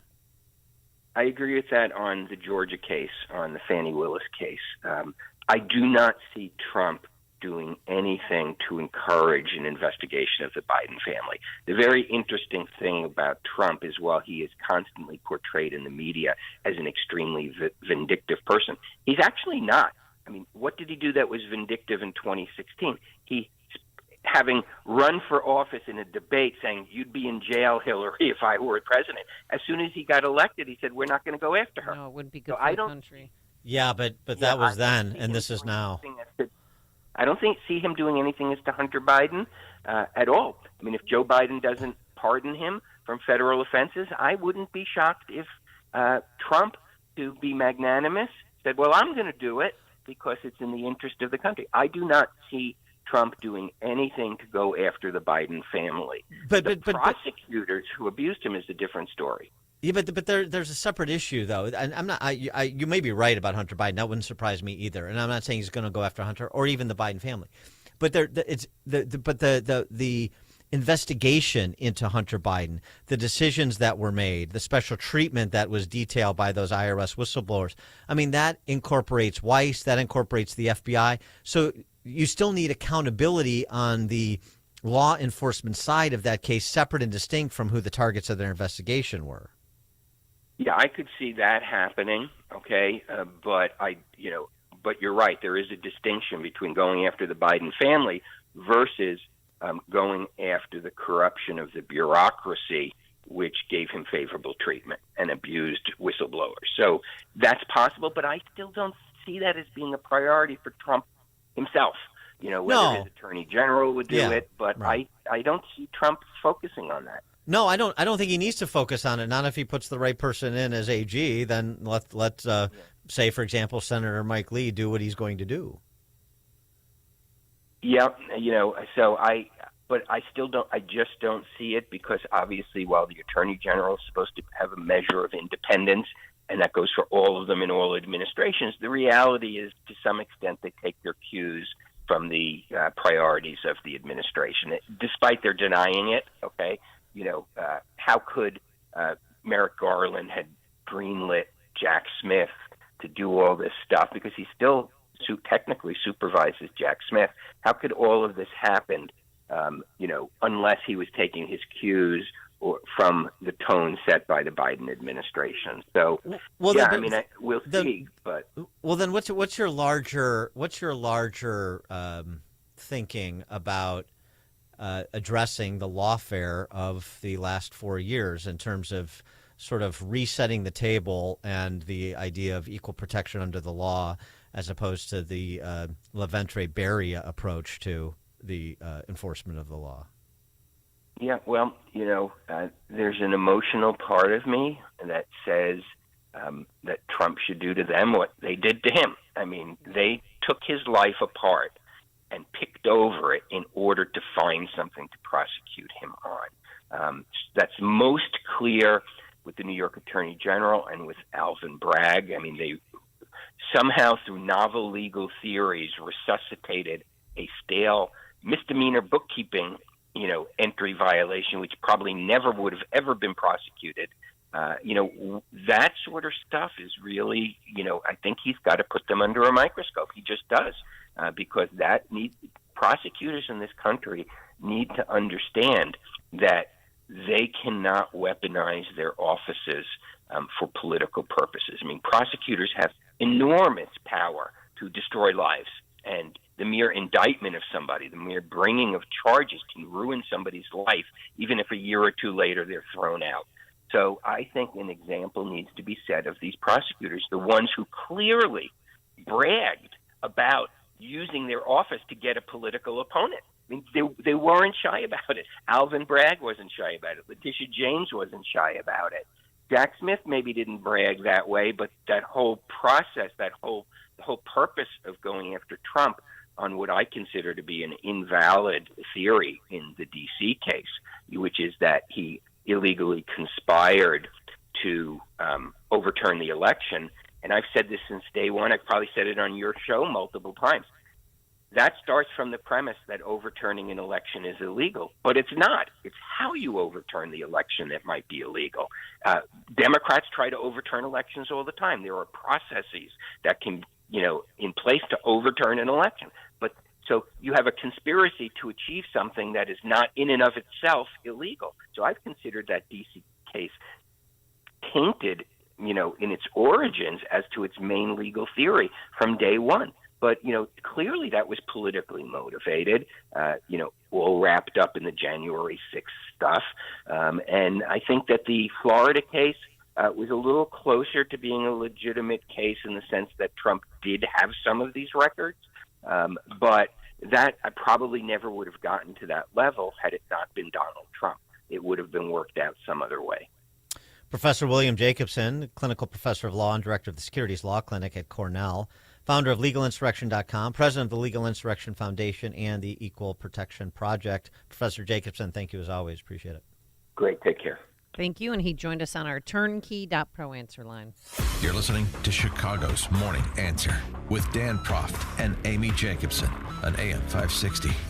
The Answer. From humble small-town beginnings to Hollywood stardom and eventually the world stage, Reagan is a cinematic journey of overcoming the odds. Told through the voice of Victor Petrovich, the film offers a unique perspective. With Dennis Quaid as Reagan, this captivating story explores the profound impact of a man who defied expectations to leave an indelible mark on history. Reagan is available on digital and will be available on Blu-ray, DVD, and digital November 19th. For a chance to win a digital download, visit 560theanswer.com, keyword movie. AM 560, The Answer. Still can't get over Tim Walz just crying like a baby yesterday during Kamala Harris's concession speech.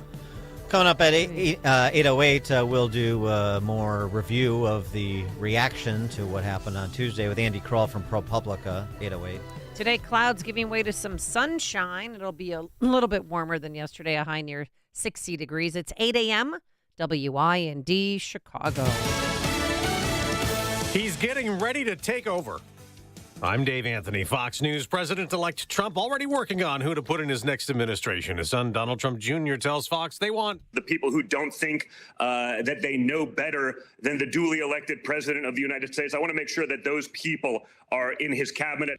Fox's Bill Malugin in West Palm Beach, Florida, quotes the Trump transition team. In the days and weeks ahead, President Trump will be selecting personnel to serve our nation under his leadership and enact policies that make the life of Americans affordable, safe, and secure. A senator reported to be under consideration for perhaps Defense Secretary Tom Cotton says he would not take a cabinet position, instead wanting a leadership role in the Senate as Republicans take the majority in the next Congress. They have 52 seats so far and lead in another race in Pennsylvania. Meanwhile, control of the House is still up for grabs. 40 House races have yet to be called. Right now, Republicans are leading with 205 seats, including one gained.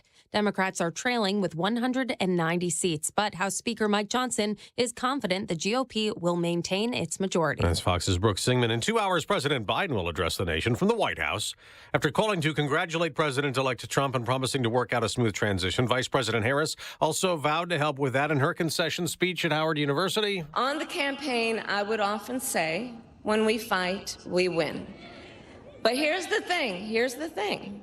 Sometimes the fight takes a while. A fast-spreading wildfire is burning out of control in Southern California, prompting evacuation orders for thousands of people. Ventura County Fire Chief Dustin Gardner warned them. These aren't one of those fires where you can wait and predict and maybe stay home. Your homes can be replaced. Your lives can't leave. Dozens of homes have burned down. Thousands more are threatened. An American is under arrest in Germany, accused of spying for China. The prosecutor says the suspect had until recently worked for the U.S. military. America's listening to Fox News. 45 degrees, sunshine at 8:02 on AM 560. The Answer. Good morning. I'm Mike Scott. A convicted felon charged in the killing of a Chicago police officer this week, Darian McMillan of Harvey, faces murder and attempted murder charges. Officer Enrique Martinez was shot and killed Monday night. Officer Enrique Martinez was shot and killed protecting the city of Chicago. Today is the first step in bringing his killer to justice. CPD Superintendent Larry Snelling saying McMillan used a handgun equipped with an extended magazine and modified to fire automatically. DePaul University saying 2 Jewish students visibly showing support for Israel were physically attacked outside the Lincoln Park campus near the Student Center Wednesday afternoon. Results are mixed for the CTU-backed candidates who ran for the city school board. Despite spending nearly $2 million on all 10 races, only 4 CTU candidates won. In total, more than $8 million was spent on this week's historic school board elections.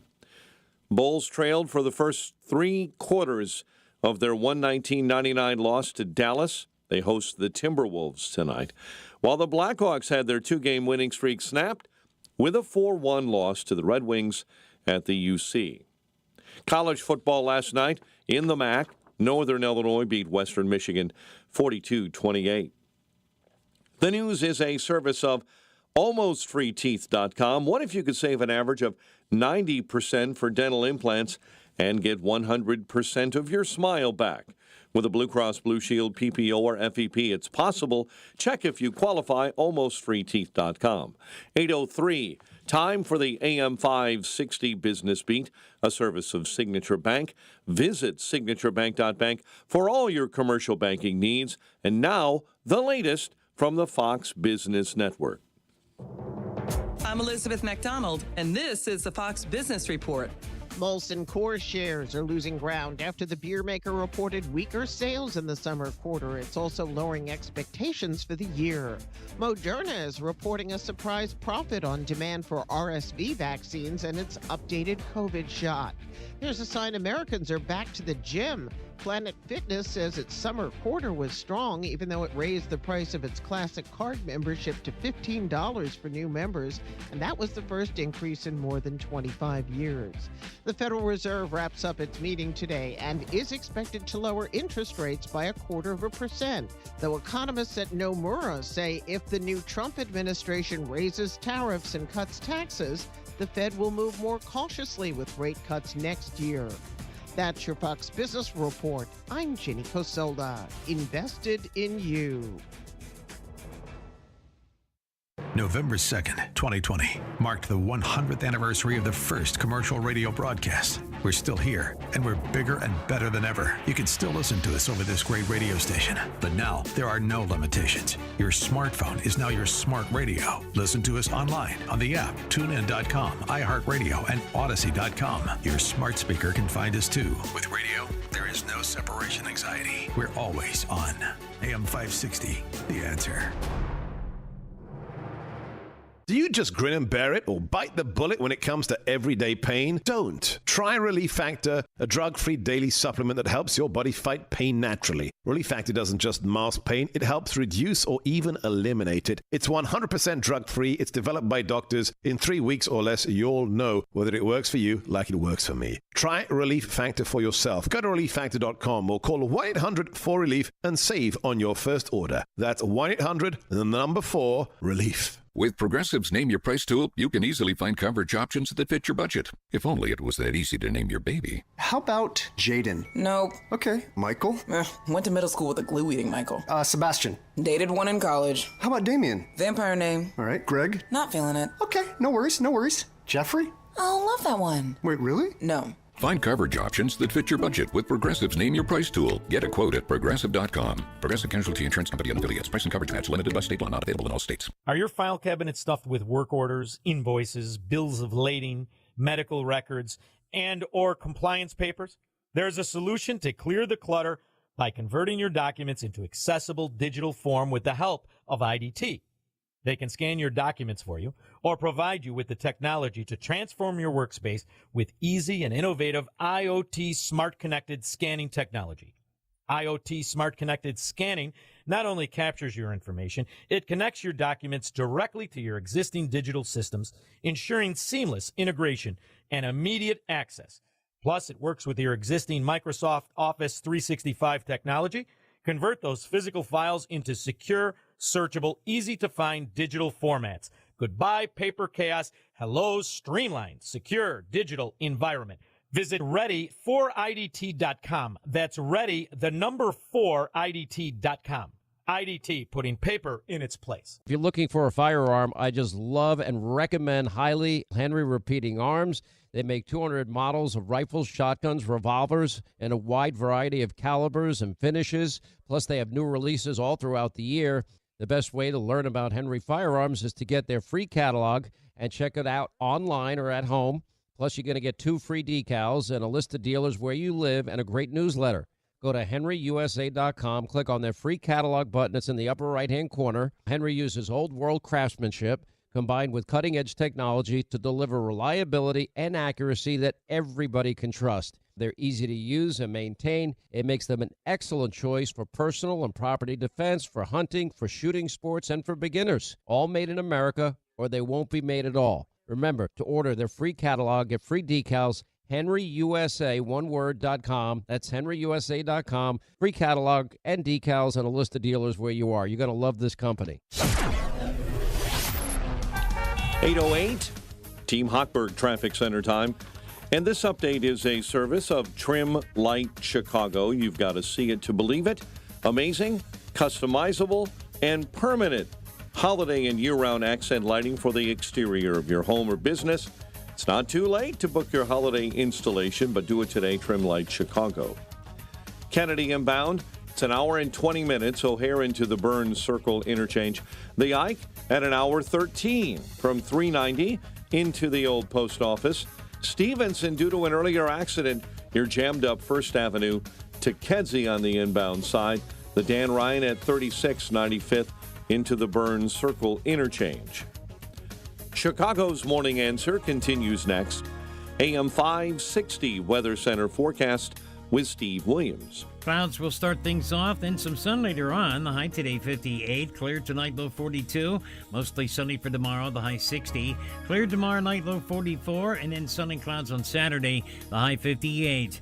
I'm Steve Williams on AM 560, The Answer. 45 at O'Hare, 45 Midway, 39 in Aurora.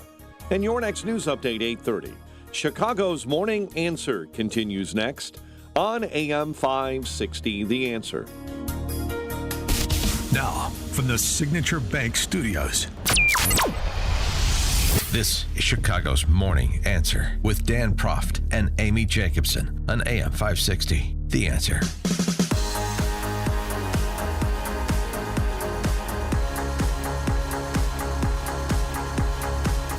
Top of the morning, Dan and Amy. So here's the summation of the response from the left to the defeat on Tuesday. Number one, it was Biden's fault. Number two, Trump is just a lucky bastard. And number three, the American people are noxious, at least those who voted for Trump. They're racist, they're homophobes, they're transphobes, they're misogynists, and per Morning Joe, they're even heightists. If Kamala was a 6'4" dude from Arkansas chewing tobacco, she would have won. Deep thinking from the left. Let me just give you, too, some from the D.C. press corps, the vaunted D.C. press corps. So they tell me. Jennifer Rubin from the Washington Post. The Conservative. Jeff Bezos' publication. The media, it must be said, did not fulfill its role in educating the public and advancing truth as their primary objective. Refusal to explore Trump's manifest defects and place him in him and his movement in the context of fascist strongmen and their cults had the effect of normalizing and legitimizing a candidate utterly unfit for office. Yeah, if only the D.C. press corps would have examined Trump's faults and called him fascist a few more times. I mean, that's what they were, mouthpieces for the Democratic Party the entire. They're in bed together. What the heck is that? That was the failure. Oh, okay. Of the D.C. press corps. Jen Psaki. There was just one thing after the other that seemed to break in his favor, and so while it's tempting to assign some grand historical meaning to his victory, I think that one of the biggest and most underappreciated aspects of it is Trump is just an incredibly lucky bastard. No, he's lucky. The impeachments, the convictions, the assassination attempts. That guy is just everything's coming up roses for him. It's a lucky charm. He's got a horseshoe stuffed up his rear end. Right. Sure he does. I mean, he owned the news cycle several weekends in a row because he was dealing with the common man, working at McDonald's, sitting at a barbershop, actually talking to Americans who were struggling. Politico, why Kamala Harris lost the election, talks to aides on a condition of anonymity. We ran the best campaign we could considering Biden was the president. Joe Biden is the singular reason Kamala Harris and Democrats lost tonight. And those unity calls,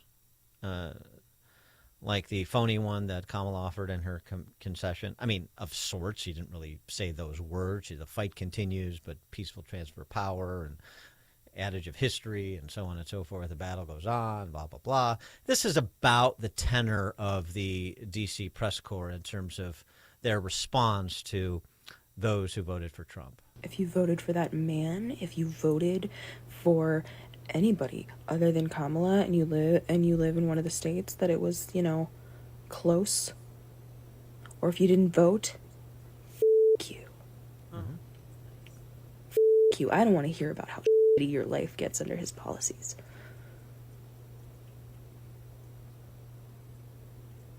Live with that decision. Sit with it. Let it make you uncomfortable. F*** you. Okay. And that young woman on TikTok I'm not sure, I think she's entertaining offers from The View, from MSNBC, from CNN. So will she see where she lands? Probably most comfortable either at The View or Morning Joe. I'm not sure. For more on the postmortem, pleased to be joined by Andy Kroll.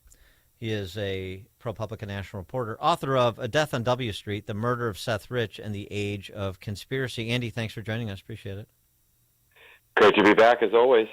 Their left is coping with this famously at present.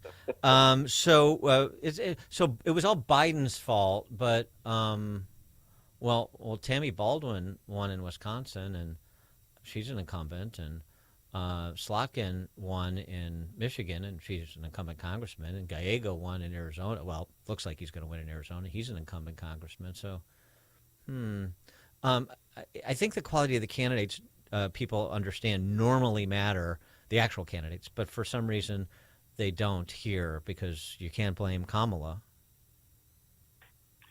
I mean, the last time I was on this show talking to you guys, I'm pretty sure our conversation went something like, okay, Harris has ridden that wave of, that sugar rush of being on the ticket, being added to the ticket, replacing Biden.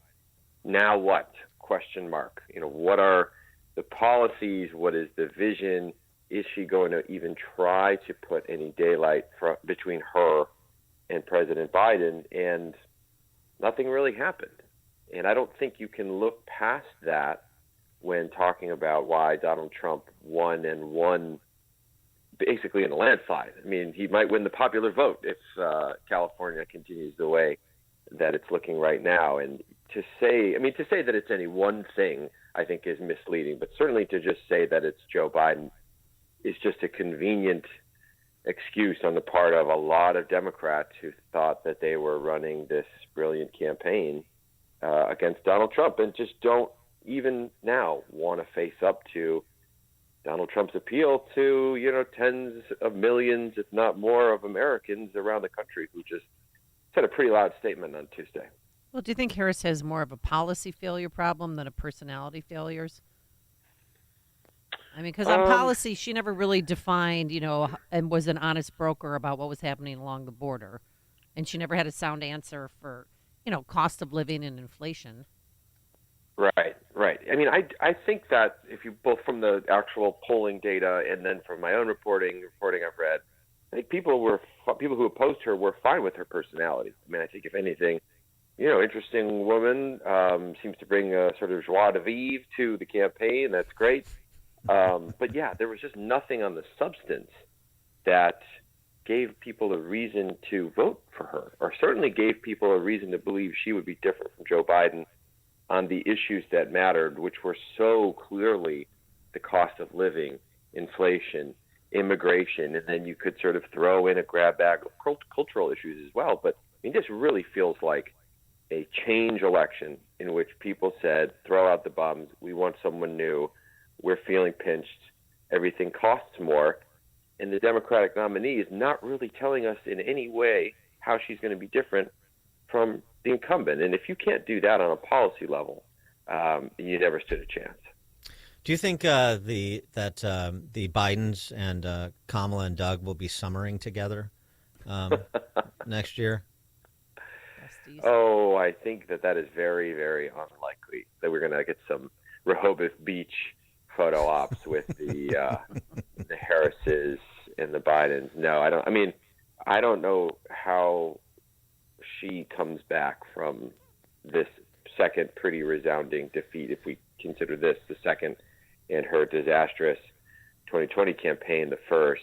I don't know what she does now. And obviously Biden, this is going to be his legacy to a certain degree. This is the way the Joe Biden story ends, with a pretty dramatic rebuke by the American people. And obviously he's 80-something years old. He's not coming back into politics either, but it's also a pretty sour note if you're him for his long career in politics. And yeah, but he seems to be embracing, President Trump. He called him like, hey, why don't you come to the White House next week? As if Trump never lived there for 4 years. I mean, are they going to have like a guys' weekend or something?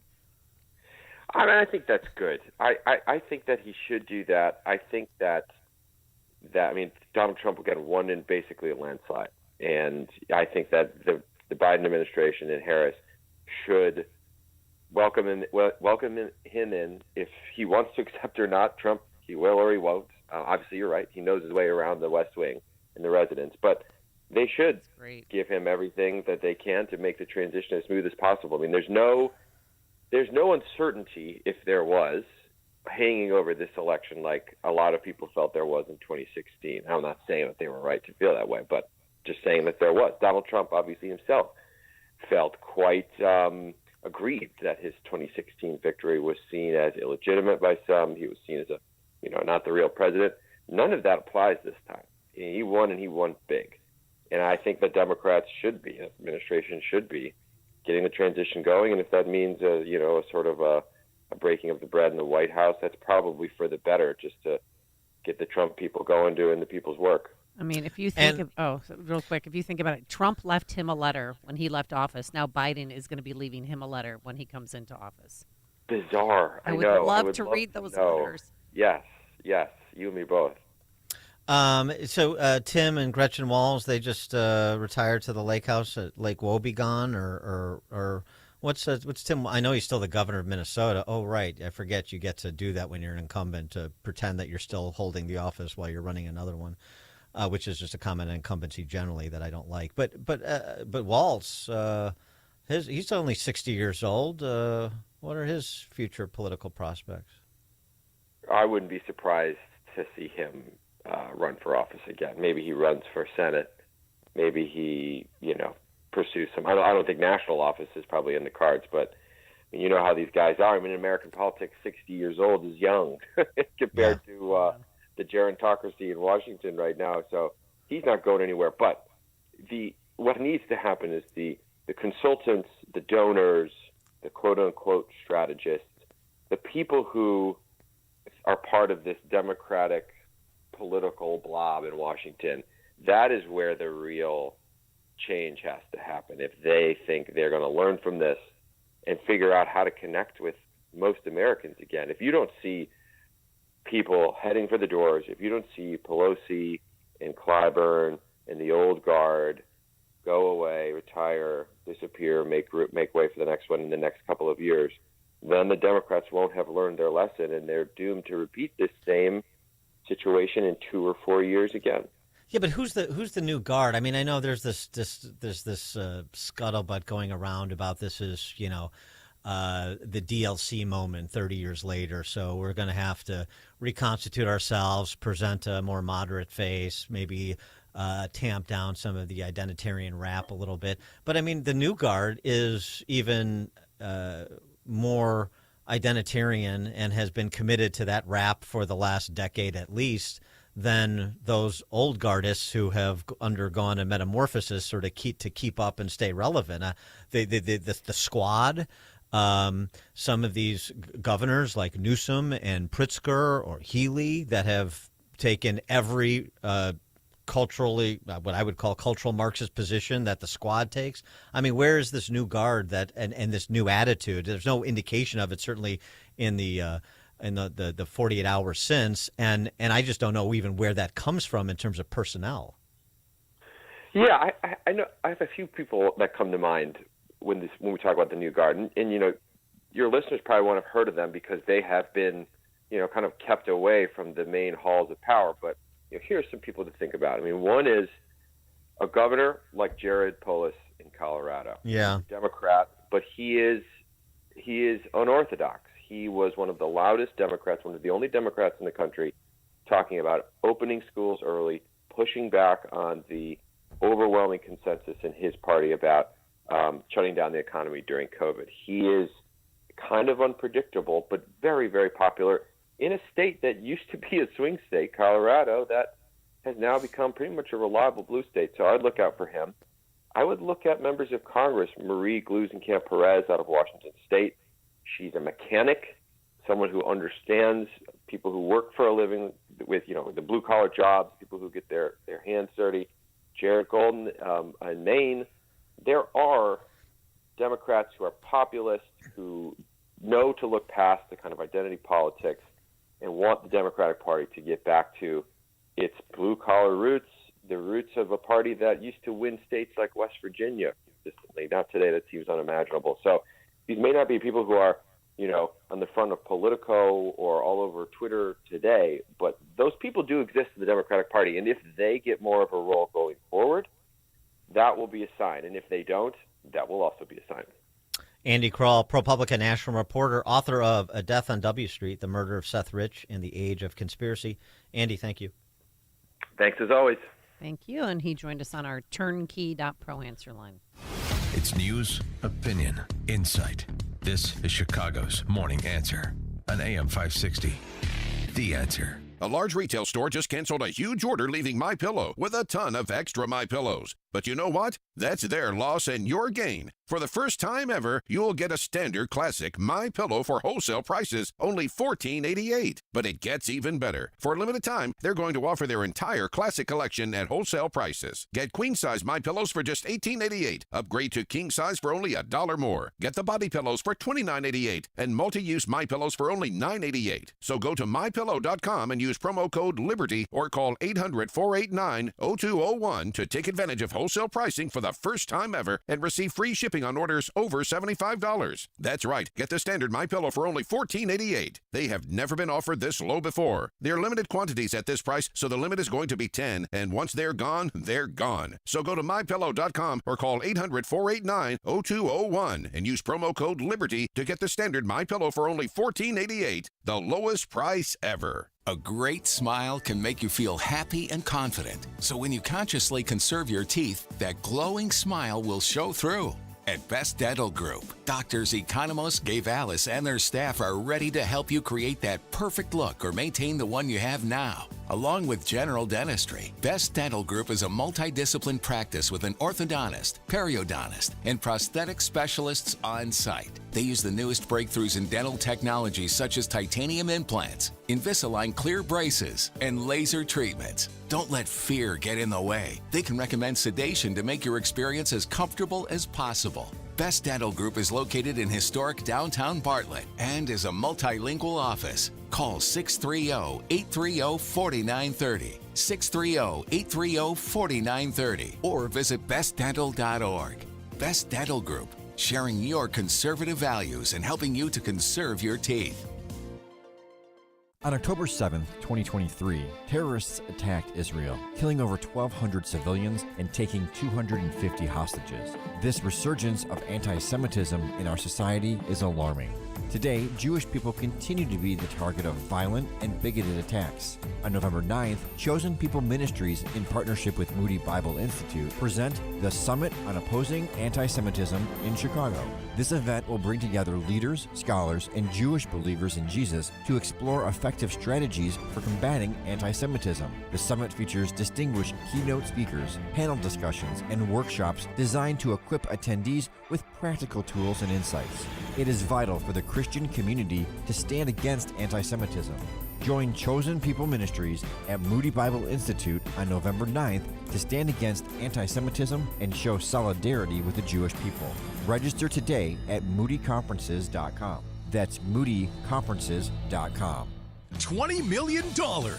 No, it's not the national debt. It's the buying spree that Fox Valley Coins is on from now until Thanksgiving. It's really the perfect storm. Gold and silver are at historic levels. Fox Valley Coins has a huge order to fill with one of their national clients. And September through Thanksgiving is always when coin dealers stock up for Christmas sales. They are especially looking for the old collector coins like silver dollars, all 1700s through early 1900s coins. All kinds of gold, from broken jewelry to gold bars to old coins, U.S. and foreign. All kinds of silver, from sterling silverware to old coins and bars to Franklin Mint items. They can pay cash or check, and we make house calls on larger deals prior to Thanksgiving. Fox Valley Coins, one light north of I-88 at the Naperville-Warrenville border. They'll make free, no obligation offers. Make that 20,000,001 reasons to go to Fox Valley Coins now. They give free in-store offers on your items. Every so often in medicine, something comes along that is truly revolutionary. Dr. Mitchell Scheinkup, former orthopedic surgeon, now National Medical Director at QC Kinetics. I believe this is one of those things. Dr. Scheinkup is talking about regenerative medicine, something he's practiced, researched, and written about for nearly 2 decades. The old ways of dealing with joint pain, such as steroids and surgery, are no longer the best ways. If you have pain from arthritis or injury, you owe it to yourself to learn more about this exciting option, using your own body's natural power to get lasting relief. And there's no better place to learn than QC Kinetics. There is no one in this country today with more clinics, more satisfied patients, more advanced protocols, or more experience in using this exciting option to deliver life-changing results. Call QC Kinetics now for your free consultation. Call QC Kinetics, 312-809-5955. That's 312-809-5955. 312-809-5955. This is Sean Thompson. When you go on vacation, does it make sense to have somebody else pack for you? Of course not. The same can be said for your retirement. Your 401k could be packed with things you don't know about or even need. If you're close to retirement, but you don't have a plan customized to your goals, it's like kind of taking a 30-year vacation with no idea what's in the suitcase. Sounds like a stressful way to begin what should be a relaxing time. Tom Fortino at Alpha Wealth Group can help you unpack your savings and build a plan to reduce future taxes, address Social Security and healthcare, and a whole lot more, all with a clear, defined income strategy.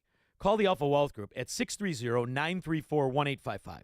Ask for the complimentary retirement plan. That's 630-934-1855 or online at alphawealthgroup.com. And listen to the Alpha Wealth Hour Saturday mornings at 9 a.m. right here on AM 560. Advisory services through Retirement Wealth Advisors, LLC, and SEC Registered Investment Advisor. Insurance and annuities offered through Alpha Wealth Group, licensed in Illinois. Balance of Nature's fruits and veggies supplements. Changing the world, one life at a time. Maybe if I'm going on a long hike, several hours, I like to bring some Balance of Nature. That's some good stuff, I'll tell you. I've always was taught to eat very healthy growing up. My family was Italian and Greek. We had vegetables and fruits all the time growing up. I feel wonderful. I feel terrific. I love your commercials. I think it's a wonderful way to do this. Celebrate this season with Black Friday savings all month long. Call 1-800-246-8751 or go to balanceofnature.com and sign up as a new preferred customer to get 50% off your first order, plus a free fiber and spice supplement with free shipping and our money-back guarantee. Go to balanceofnature.com or call 1-800-246-8751 and get this exclusive Black Friday offer by using discount code Chicago. AM 560, The Answer. Dan and Amy, you know how Brexit occurred in advance of Trump's first election in 2016, sort of the revolt that occurred in the West, Brexit and then Trump. Well, maybe now it will happen in reverse, Trump and then more revolts in the West. Here we got a friendly little message from freedom-loving people in the UK after Trump's victory on Tuesday. Free up Trump! Free up Trump! Free up Trump! Up the horn. Mr. President, if you are seeing this, just know that the great deplorables of the United Kingdom love you, we are with you, we stand with you, and we want you to succeed. Forget about the people in London, forget about the establishment, forget about the detractors in the fake news media. The real people out there in the United Kingdom, we love you, Mr. President! Yay! All right, deplorables of the world unite. I love it. All right, coming up on Chicago's Morning Answer. At 8:38, now we're really going to have fun because we get to talk about the reaction coming out of Hollywood with our friend Christian Toto. Hollywood and Toto, 8:38. And guess what? Late night host was in absolute tears. But now let's head into the newsroom. Here is Mike Scott. 48 degrees, mostly sunny skies. Several large airstrikes have struck Beirut's southern suburbs adjacent to Lebanon's only international airport. The Israeli military had in advance called for an evacuation. Dozens of Russian drones are targeting the Ukrainian capital of Kyiv. It was a nighttime attack that lasted 8 hours into the day. Russia was keeping up its relentless pounding of Ukraine. Cuba is reeling after a powerful Category 3 hurricane tore across that island, fierce winds knocking out the country's power grid for the second time in 30 days. California being lashed by powerful winds that fed a fast-moving wildfire that destroyed homes and forced hundreds of residents to flee in Ventura County. President Biden will address the nation this morning about Donald Trump's victory. Yesterday, it was Vice President Kamala Harris in a concession speech. We have been intentional about building community and building coalitions, bringing people together from every walk of life. Republican National Committee co-chair Laura Trump joined Fox and said the president-elect will go down as a great unifier. People can only be manipulated for so long, and I think they're starting to see that the truth about Donald Trump is that he never needed this job. He ran for president of the United States because he loves this country. He has sacrificed nearly everything, including almost sacrificing his life. The race for control of the House is still undecided. Republicans maintain that they will get control. The Federal Reserve wraps up a 2-day meeting today with a highly anticipated announcement on interest rates. A convicted felon is charged in the killing of a Chicago police officer this week. We have filed multiple charges in this case, including first-degree murder of a police officer, the first-degree murder, attempted first-degree murder of a police officer, residential burglary, and possession of a machine gun. Darian McMillan of Harvey faces murder and attempted murder charges. Mayor Brandon Johnson weighing in on President-elect Donald Trump's victory this week. The mayor saying he will ensure that Chicago strengthens and expands local protections. Governor Pritzker spoke to a narrow band of Illinois residents after the win by President-elect Donald Trump. The governor's statement saying it's his opinion that the most vulnerable communities woke up yesterday to new uncertainty about their future. Chicago sports. Bulls lost to Dallas 119-99, while the Blackhawks had their 2-game winning streak snapped with a 4-1 loss to the Red Wings. The news is a service of AlmostFreeTeeth.com. What if you could save on average 90% for dental implants and get 100% of your smile back? With a Blue Cross Blue Shield PPO or FEP, it's possible. Check if you qualify at AlmostFreeTeeth.com. A check of traffic and weather on the way next on AM 560. Your home is a valuable asset, and you want to take care of your home. From roofs, siding, windows, and doors to furnaces, flooring, landscaping, and much more. Listen to your go-to for all things home. It's Home Answers Radio every Sunday morning at 9. Presented by Lang Home Medical Equipment, Executive Green Carpet Cleaning, and by Valdecast Windows and Doors. Get answers from industry experts so you can make informed decisions about your home improvement. Right here on AM 560, The Answer. Building owners, property managers, and chief engineers. This one's for you. Hello, this is Bruce Diedrich with Waukegan Roofing, your professional roofer. Everything starts on top. Your investment, your building, and everything in it is protected by your roof. It needs to be in good shape. That's where we can help. If it needs to be repaired or replaced, or you think it might, call us. Let's find out. Here's the number. 847-623-1625. At Waukegan Roofing, our employees are union-trained roofing professionals with OSHA safety training certifications and have thorough knowledge and expertise regarding the various roofing systems we sell, maintain, and install. We know commercial roofing systems because that's all we do. Over 110 years of doing commercial roofs. Waukegan Roofing has the slogan, roofs you can rely on. Because you can. Here's the number to call, 847-623-1625. And get the info at WaukeganRoofing.com. WaukeganRoofing.com. If you have unfiled taxes or are in debt to the IRS, this is important news. Did you know the IRS has programs specifically designed to help people struggling with tax debt? Powerful tax assistance programs that can save you thousands if you qualify. No one knows these programs better than the experts at Optima Tax Relief, America's most trusted tax resolution firm, A-rated by the Better Business Bureau. Their award-winning team of tax attorneys and licensed professionals have resolved over $1 billion of tax debt for their clients. One call to Optima can start the process, helping to end your worries about wage garnishment, asset seizure, and other IRS actions. Make sure you're getting the best options to solve your tax problems. Call the experts at Optima today for a free confidential consultation. Call 800-965-1433. 800-965-1433. 800-965-1433. Optima Tax Relief. Some restrictions apply. For complete details, please visit OptimaTaxRelief.com. This hourly segment is brought to you by Wealth Health Radio with Joe Murphy, Sundays, noon to 1. Learn more online at mwmfinancial.tax. 8:39. Let's get an update on the roads in our Team Hochberg Traffic Center. And this look at the roads is a service of Macy's Backstage.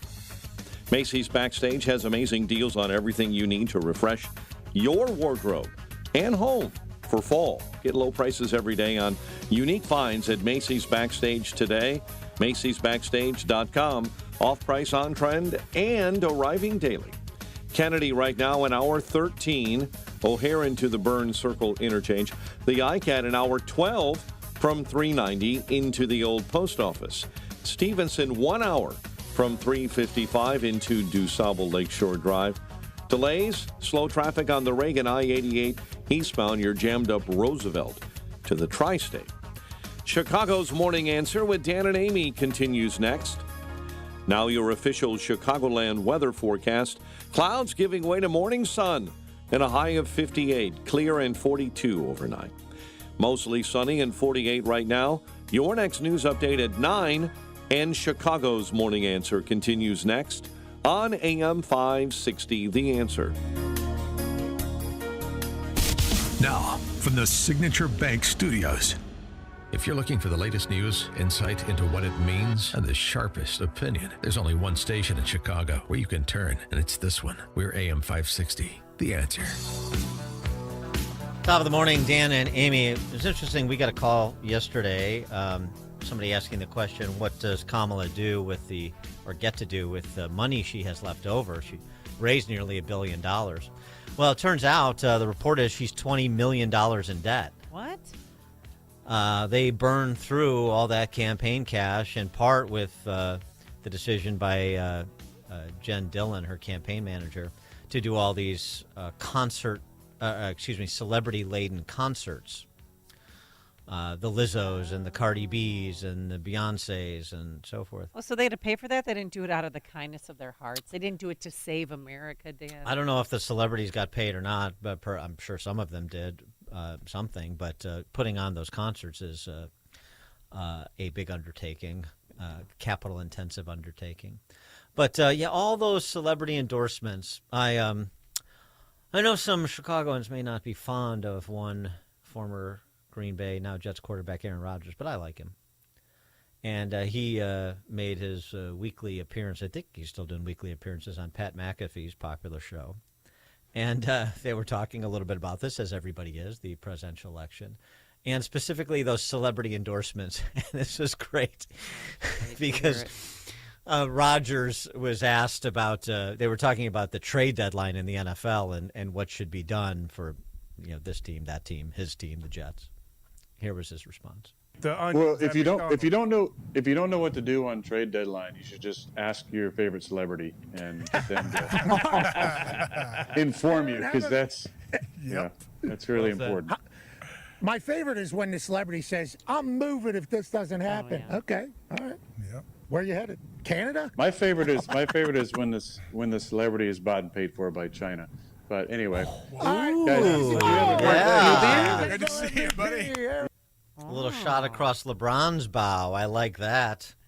Barbara Streisand tweeted, speaking of celebrities. Oh, how's she doing? Not great. She tweeted yesterday, "There are no words left." To which a popular Xer named Sarah Rose tweeted, "Thank God, you annoying bitch." And I think Sarah Rose speaks for all of us. I remember, Barbara Streisand gave George Floyd's youngest daughter all of her Disney stock. Yes. Oh, do-gooder out there. Talking about celebrities in Hollywood, how enjoyable is this? Very. Yes, I have one for you. Jimmy Kimmel. I know grown men are crying right now. It's bad enough that Tim Walz, those aren't men. Nuclear Codes, is crying, but Jimmy Kimmel. I mean, thank God. If you want to read something really good, Jennifer Say from Say Everything Substack. Dear Dems, you don't get to tell us what to care about and who to vote for anymore. And here's Jimmy Kimmel trying to shove it down our throats one last time. Let's be honest, it was a terrible night last night. It was a terrible night for women, for children, for the hundreds of thousands of hardworking immigrants who make this country go, for health care. Somebody get him a tissue.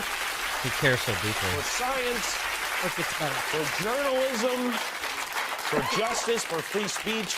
It was a terrible night for poor people, for the middle class, for seniors who rely on Social Security, for our allies in Ukraine, for NATO, for the truth and democracy and decency And it was a terrible night for everyone who voted against him. And guess what? It was a bad night for everyone who voted for him, too. You just don't realize it yet. Oh, yeah. We just don't realize it yet, Dan. There's speaking of the celebrities moving away from America.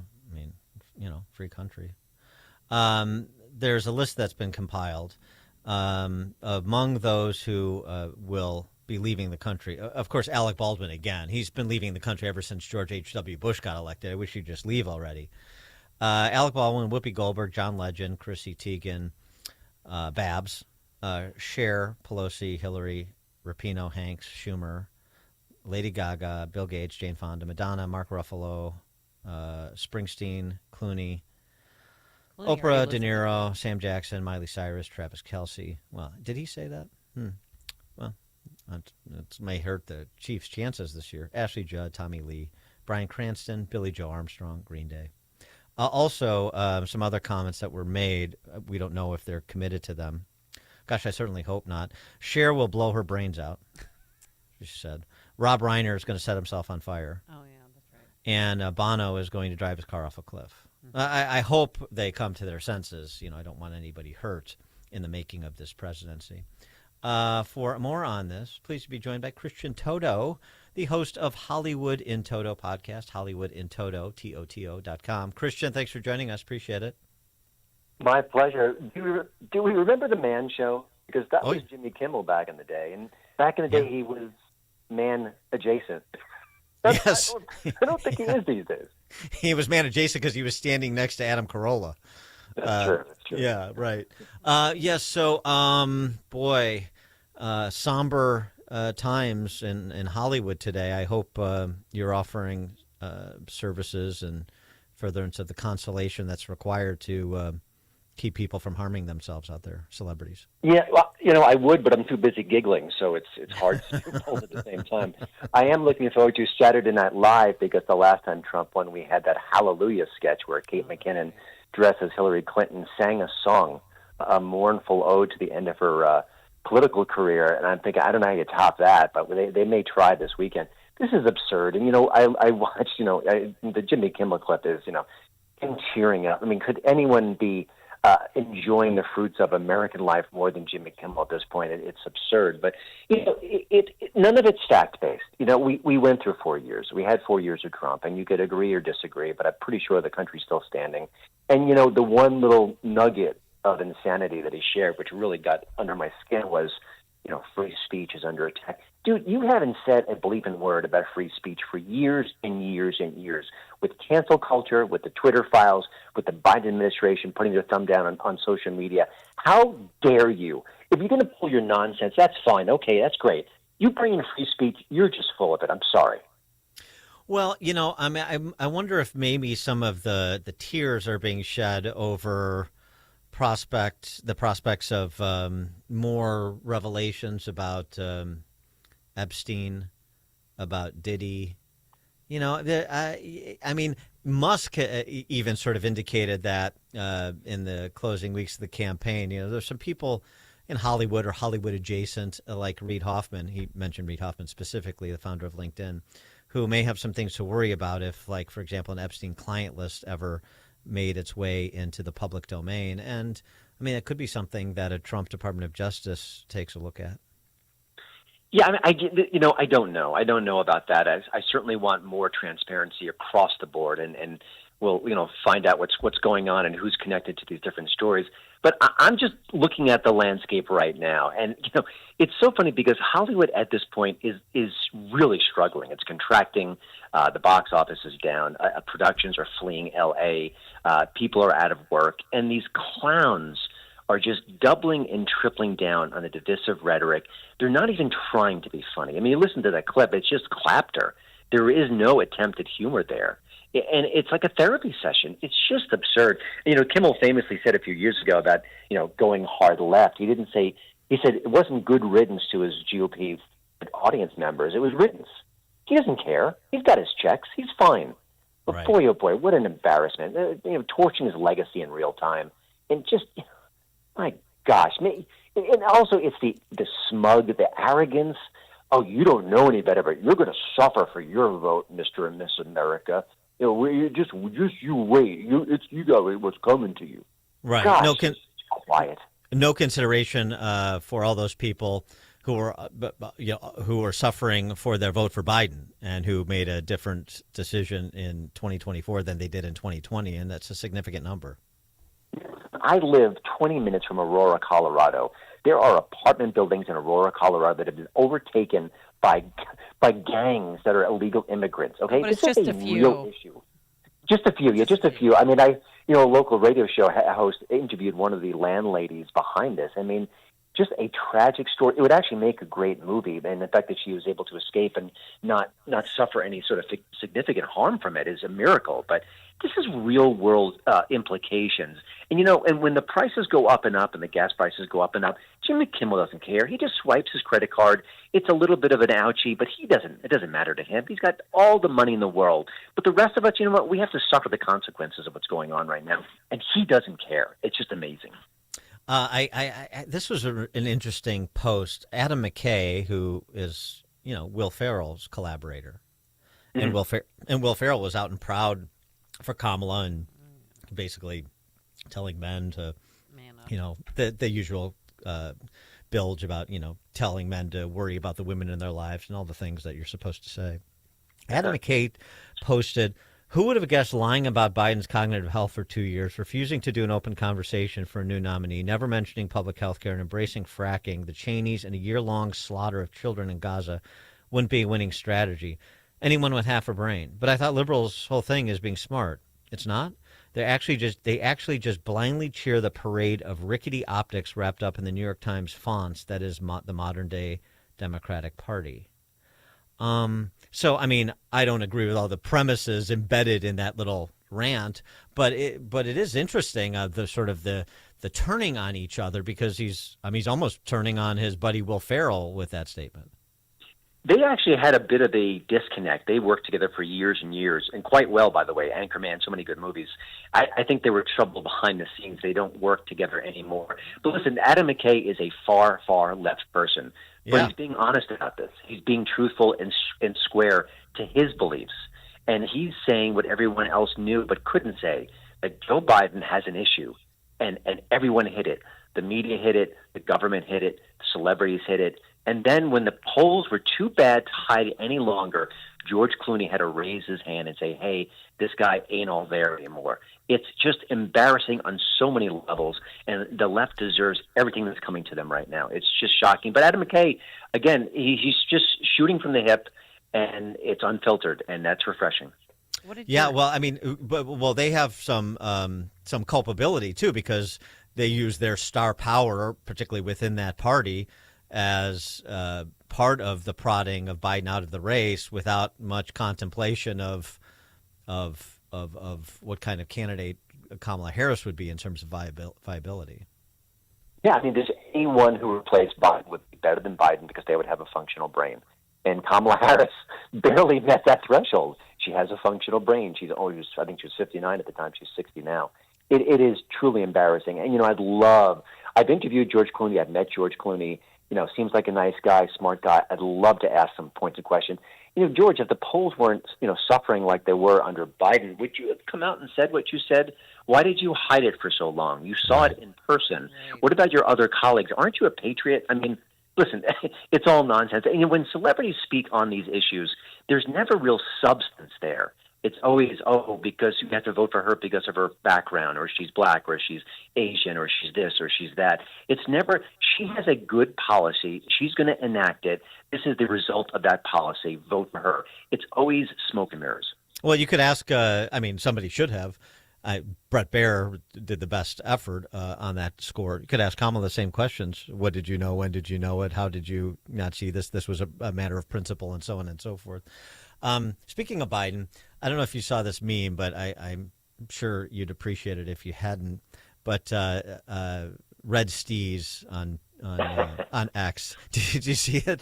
The Biden on Election Day, and it's the closing scene of The Usual Suspects, where Kevin Spacey walks out of the police station, and he's got that noticeable limp, right? And then that limp goes away once he's cleared, and he's I just love that. That is pretty good. That's pretty good. I have a feeling that there's some nexus to the truth about how the Bidens were feeling. All right, before we let you go, we got to get some recommendations. What are you watching? Movie or series? What should we be watching? Yeah, two quickies. One, Heretic opens this weekend with Hugh Grant. It's a horror movie. It's a very spiritually based. It's about religion. It's about faith. It's about Mormonism. It certainly isn't kind to faith in general, but it is a well-constructed movie. And boy, Hugh Grant is having a real career renaissance. He's terrific as a villain here. So I recommend that. It's not perfect. It kind of falls apart at the end, but it's good enough until then. But the one show I'm really enjoying right now, it's fairly new to Netflix. It's called Nobody Wants This.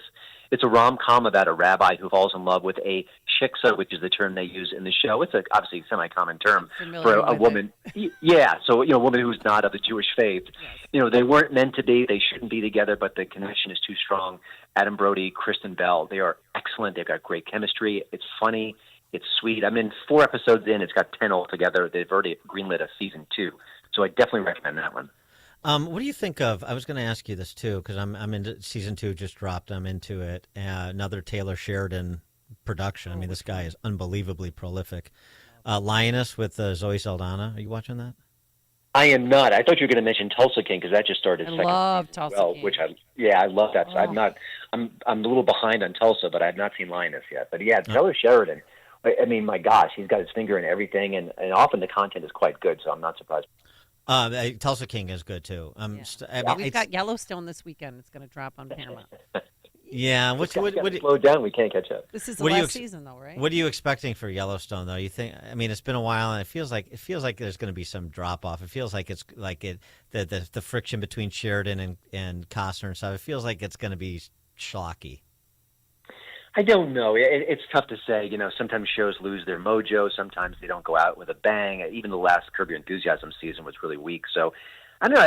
Taylor Sheridan seems like he hasn't lost his spark yet. I think he's still on a creative high. So I have high hopes for that. But I'll have to wait and see. But maybe it's better that a show that is so successful does wrap things up sooner than later, because you don't want it to be like the end of 30 Rock. Last couple of seasons were rather weak, and even Frasier lost its steam at the end. So I mean, I think it's better when a show bows out on its own terms, or just before everyone gets bored of it. The Taylor Sheridan phenomenon is really interesting, and maybe you have some insight just on the backstory here. Because I mean, how did this guy? I know he was tried to make it as an actor, and it wasn't happening, and then so he moved over to the show running side. But how does that happen? And then how does it happen where? And how can you even do this where you've got 4 or 5 shows going on simultaneously that you're show running? It's a great question, and my answer is I don't know. There are people who have done it before. Ryan Murphy seems to have different shows spinning at any given time. David E. Kelley back in the day had multiple very popular, successful shows. I guess you have to trust your writing teams. You have to trust your collaborators. To me, I understand you strike while the iron's hot, but the fear of burnout, the fear of stretching yourself too thin would be monstrous to me. But that's Hollywood. I mean, when the opportunities come, I guess you have to grab it. But yeah, I agree. I don't know why you would do that to yourself. I'd rather focus on 1 or 2, maybe even 3 shows at best. But I lost track of how many projects he's got going at any given time. He's got probably more that are on the way. Christian Toto, host of the Hollywood in Toto podcast, HollywoodInToto.com. Christian Toto, thank you as always. Oh, my pleasure. Thank you, and he joined us on our turnkey.pro answer line. The stories you need to know to start your day. This is Chicago's Morning Answer on AM 560. The Answer. The Illinois Family Institute believes in the good people of Illinois. We're their voice in Springfield, and we keep them informed about what's happening in government, local school districts, and in our culture. And yes, we know there are a lot of problems with Illinois. Taxes are too high, indoctrination going on in our government schools. Many of our elected officials think commercialized marijuana, more gambling, and taxpayer funding of abortion abortion will solve our state's problems? The Illinois Family Institute is here to stand for the people of Illinois and the common sense values that we share. We have some great resources for folks who would like to make a difference. I'm Dave Smith with Illinois Family Institute. If you want to be part of the solution, please give us a call and visit our website, 708-781-9328 or illinoisfamily.org. illinoisfamily.org. AM 560, The Answer. Another day of broadcast excellence. Thanks, of course, to the morning crew, to Justin Kosick and Quinn McCarthy. And Dan, anything to add? I have nothing. Okay. I'm like Barbara Streisand. There are no words. You're tapped. The new Taylor Sheridan is Landman, by the way, with Billy Bob Thornton and John Hamm. Oh, that's right. That's going to be really good. That's coming out on CBS or Paramount? Or they're Not kind of sure. both, yeah. All right, well, you're going to be watching Yellowstone, Mike, Scott? Maybe. You're not there yet. Maybe. Not, hasn't sucked me in as of yet. It's Go ahead, WIND Chicago. President Biden will soon talk about what's next. I'm Dave Anthony, Fox News, addressing the nation in an hour, the day after calling President-elect Trump to congratulate him and pledge a smooth transition at the White House. The sentiment with that and everything else around here from Harris loyalists has shifted.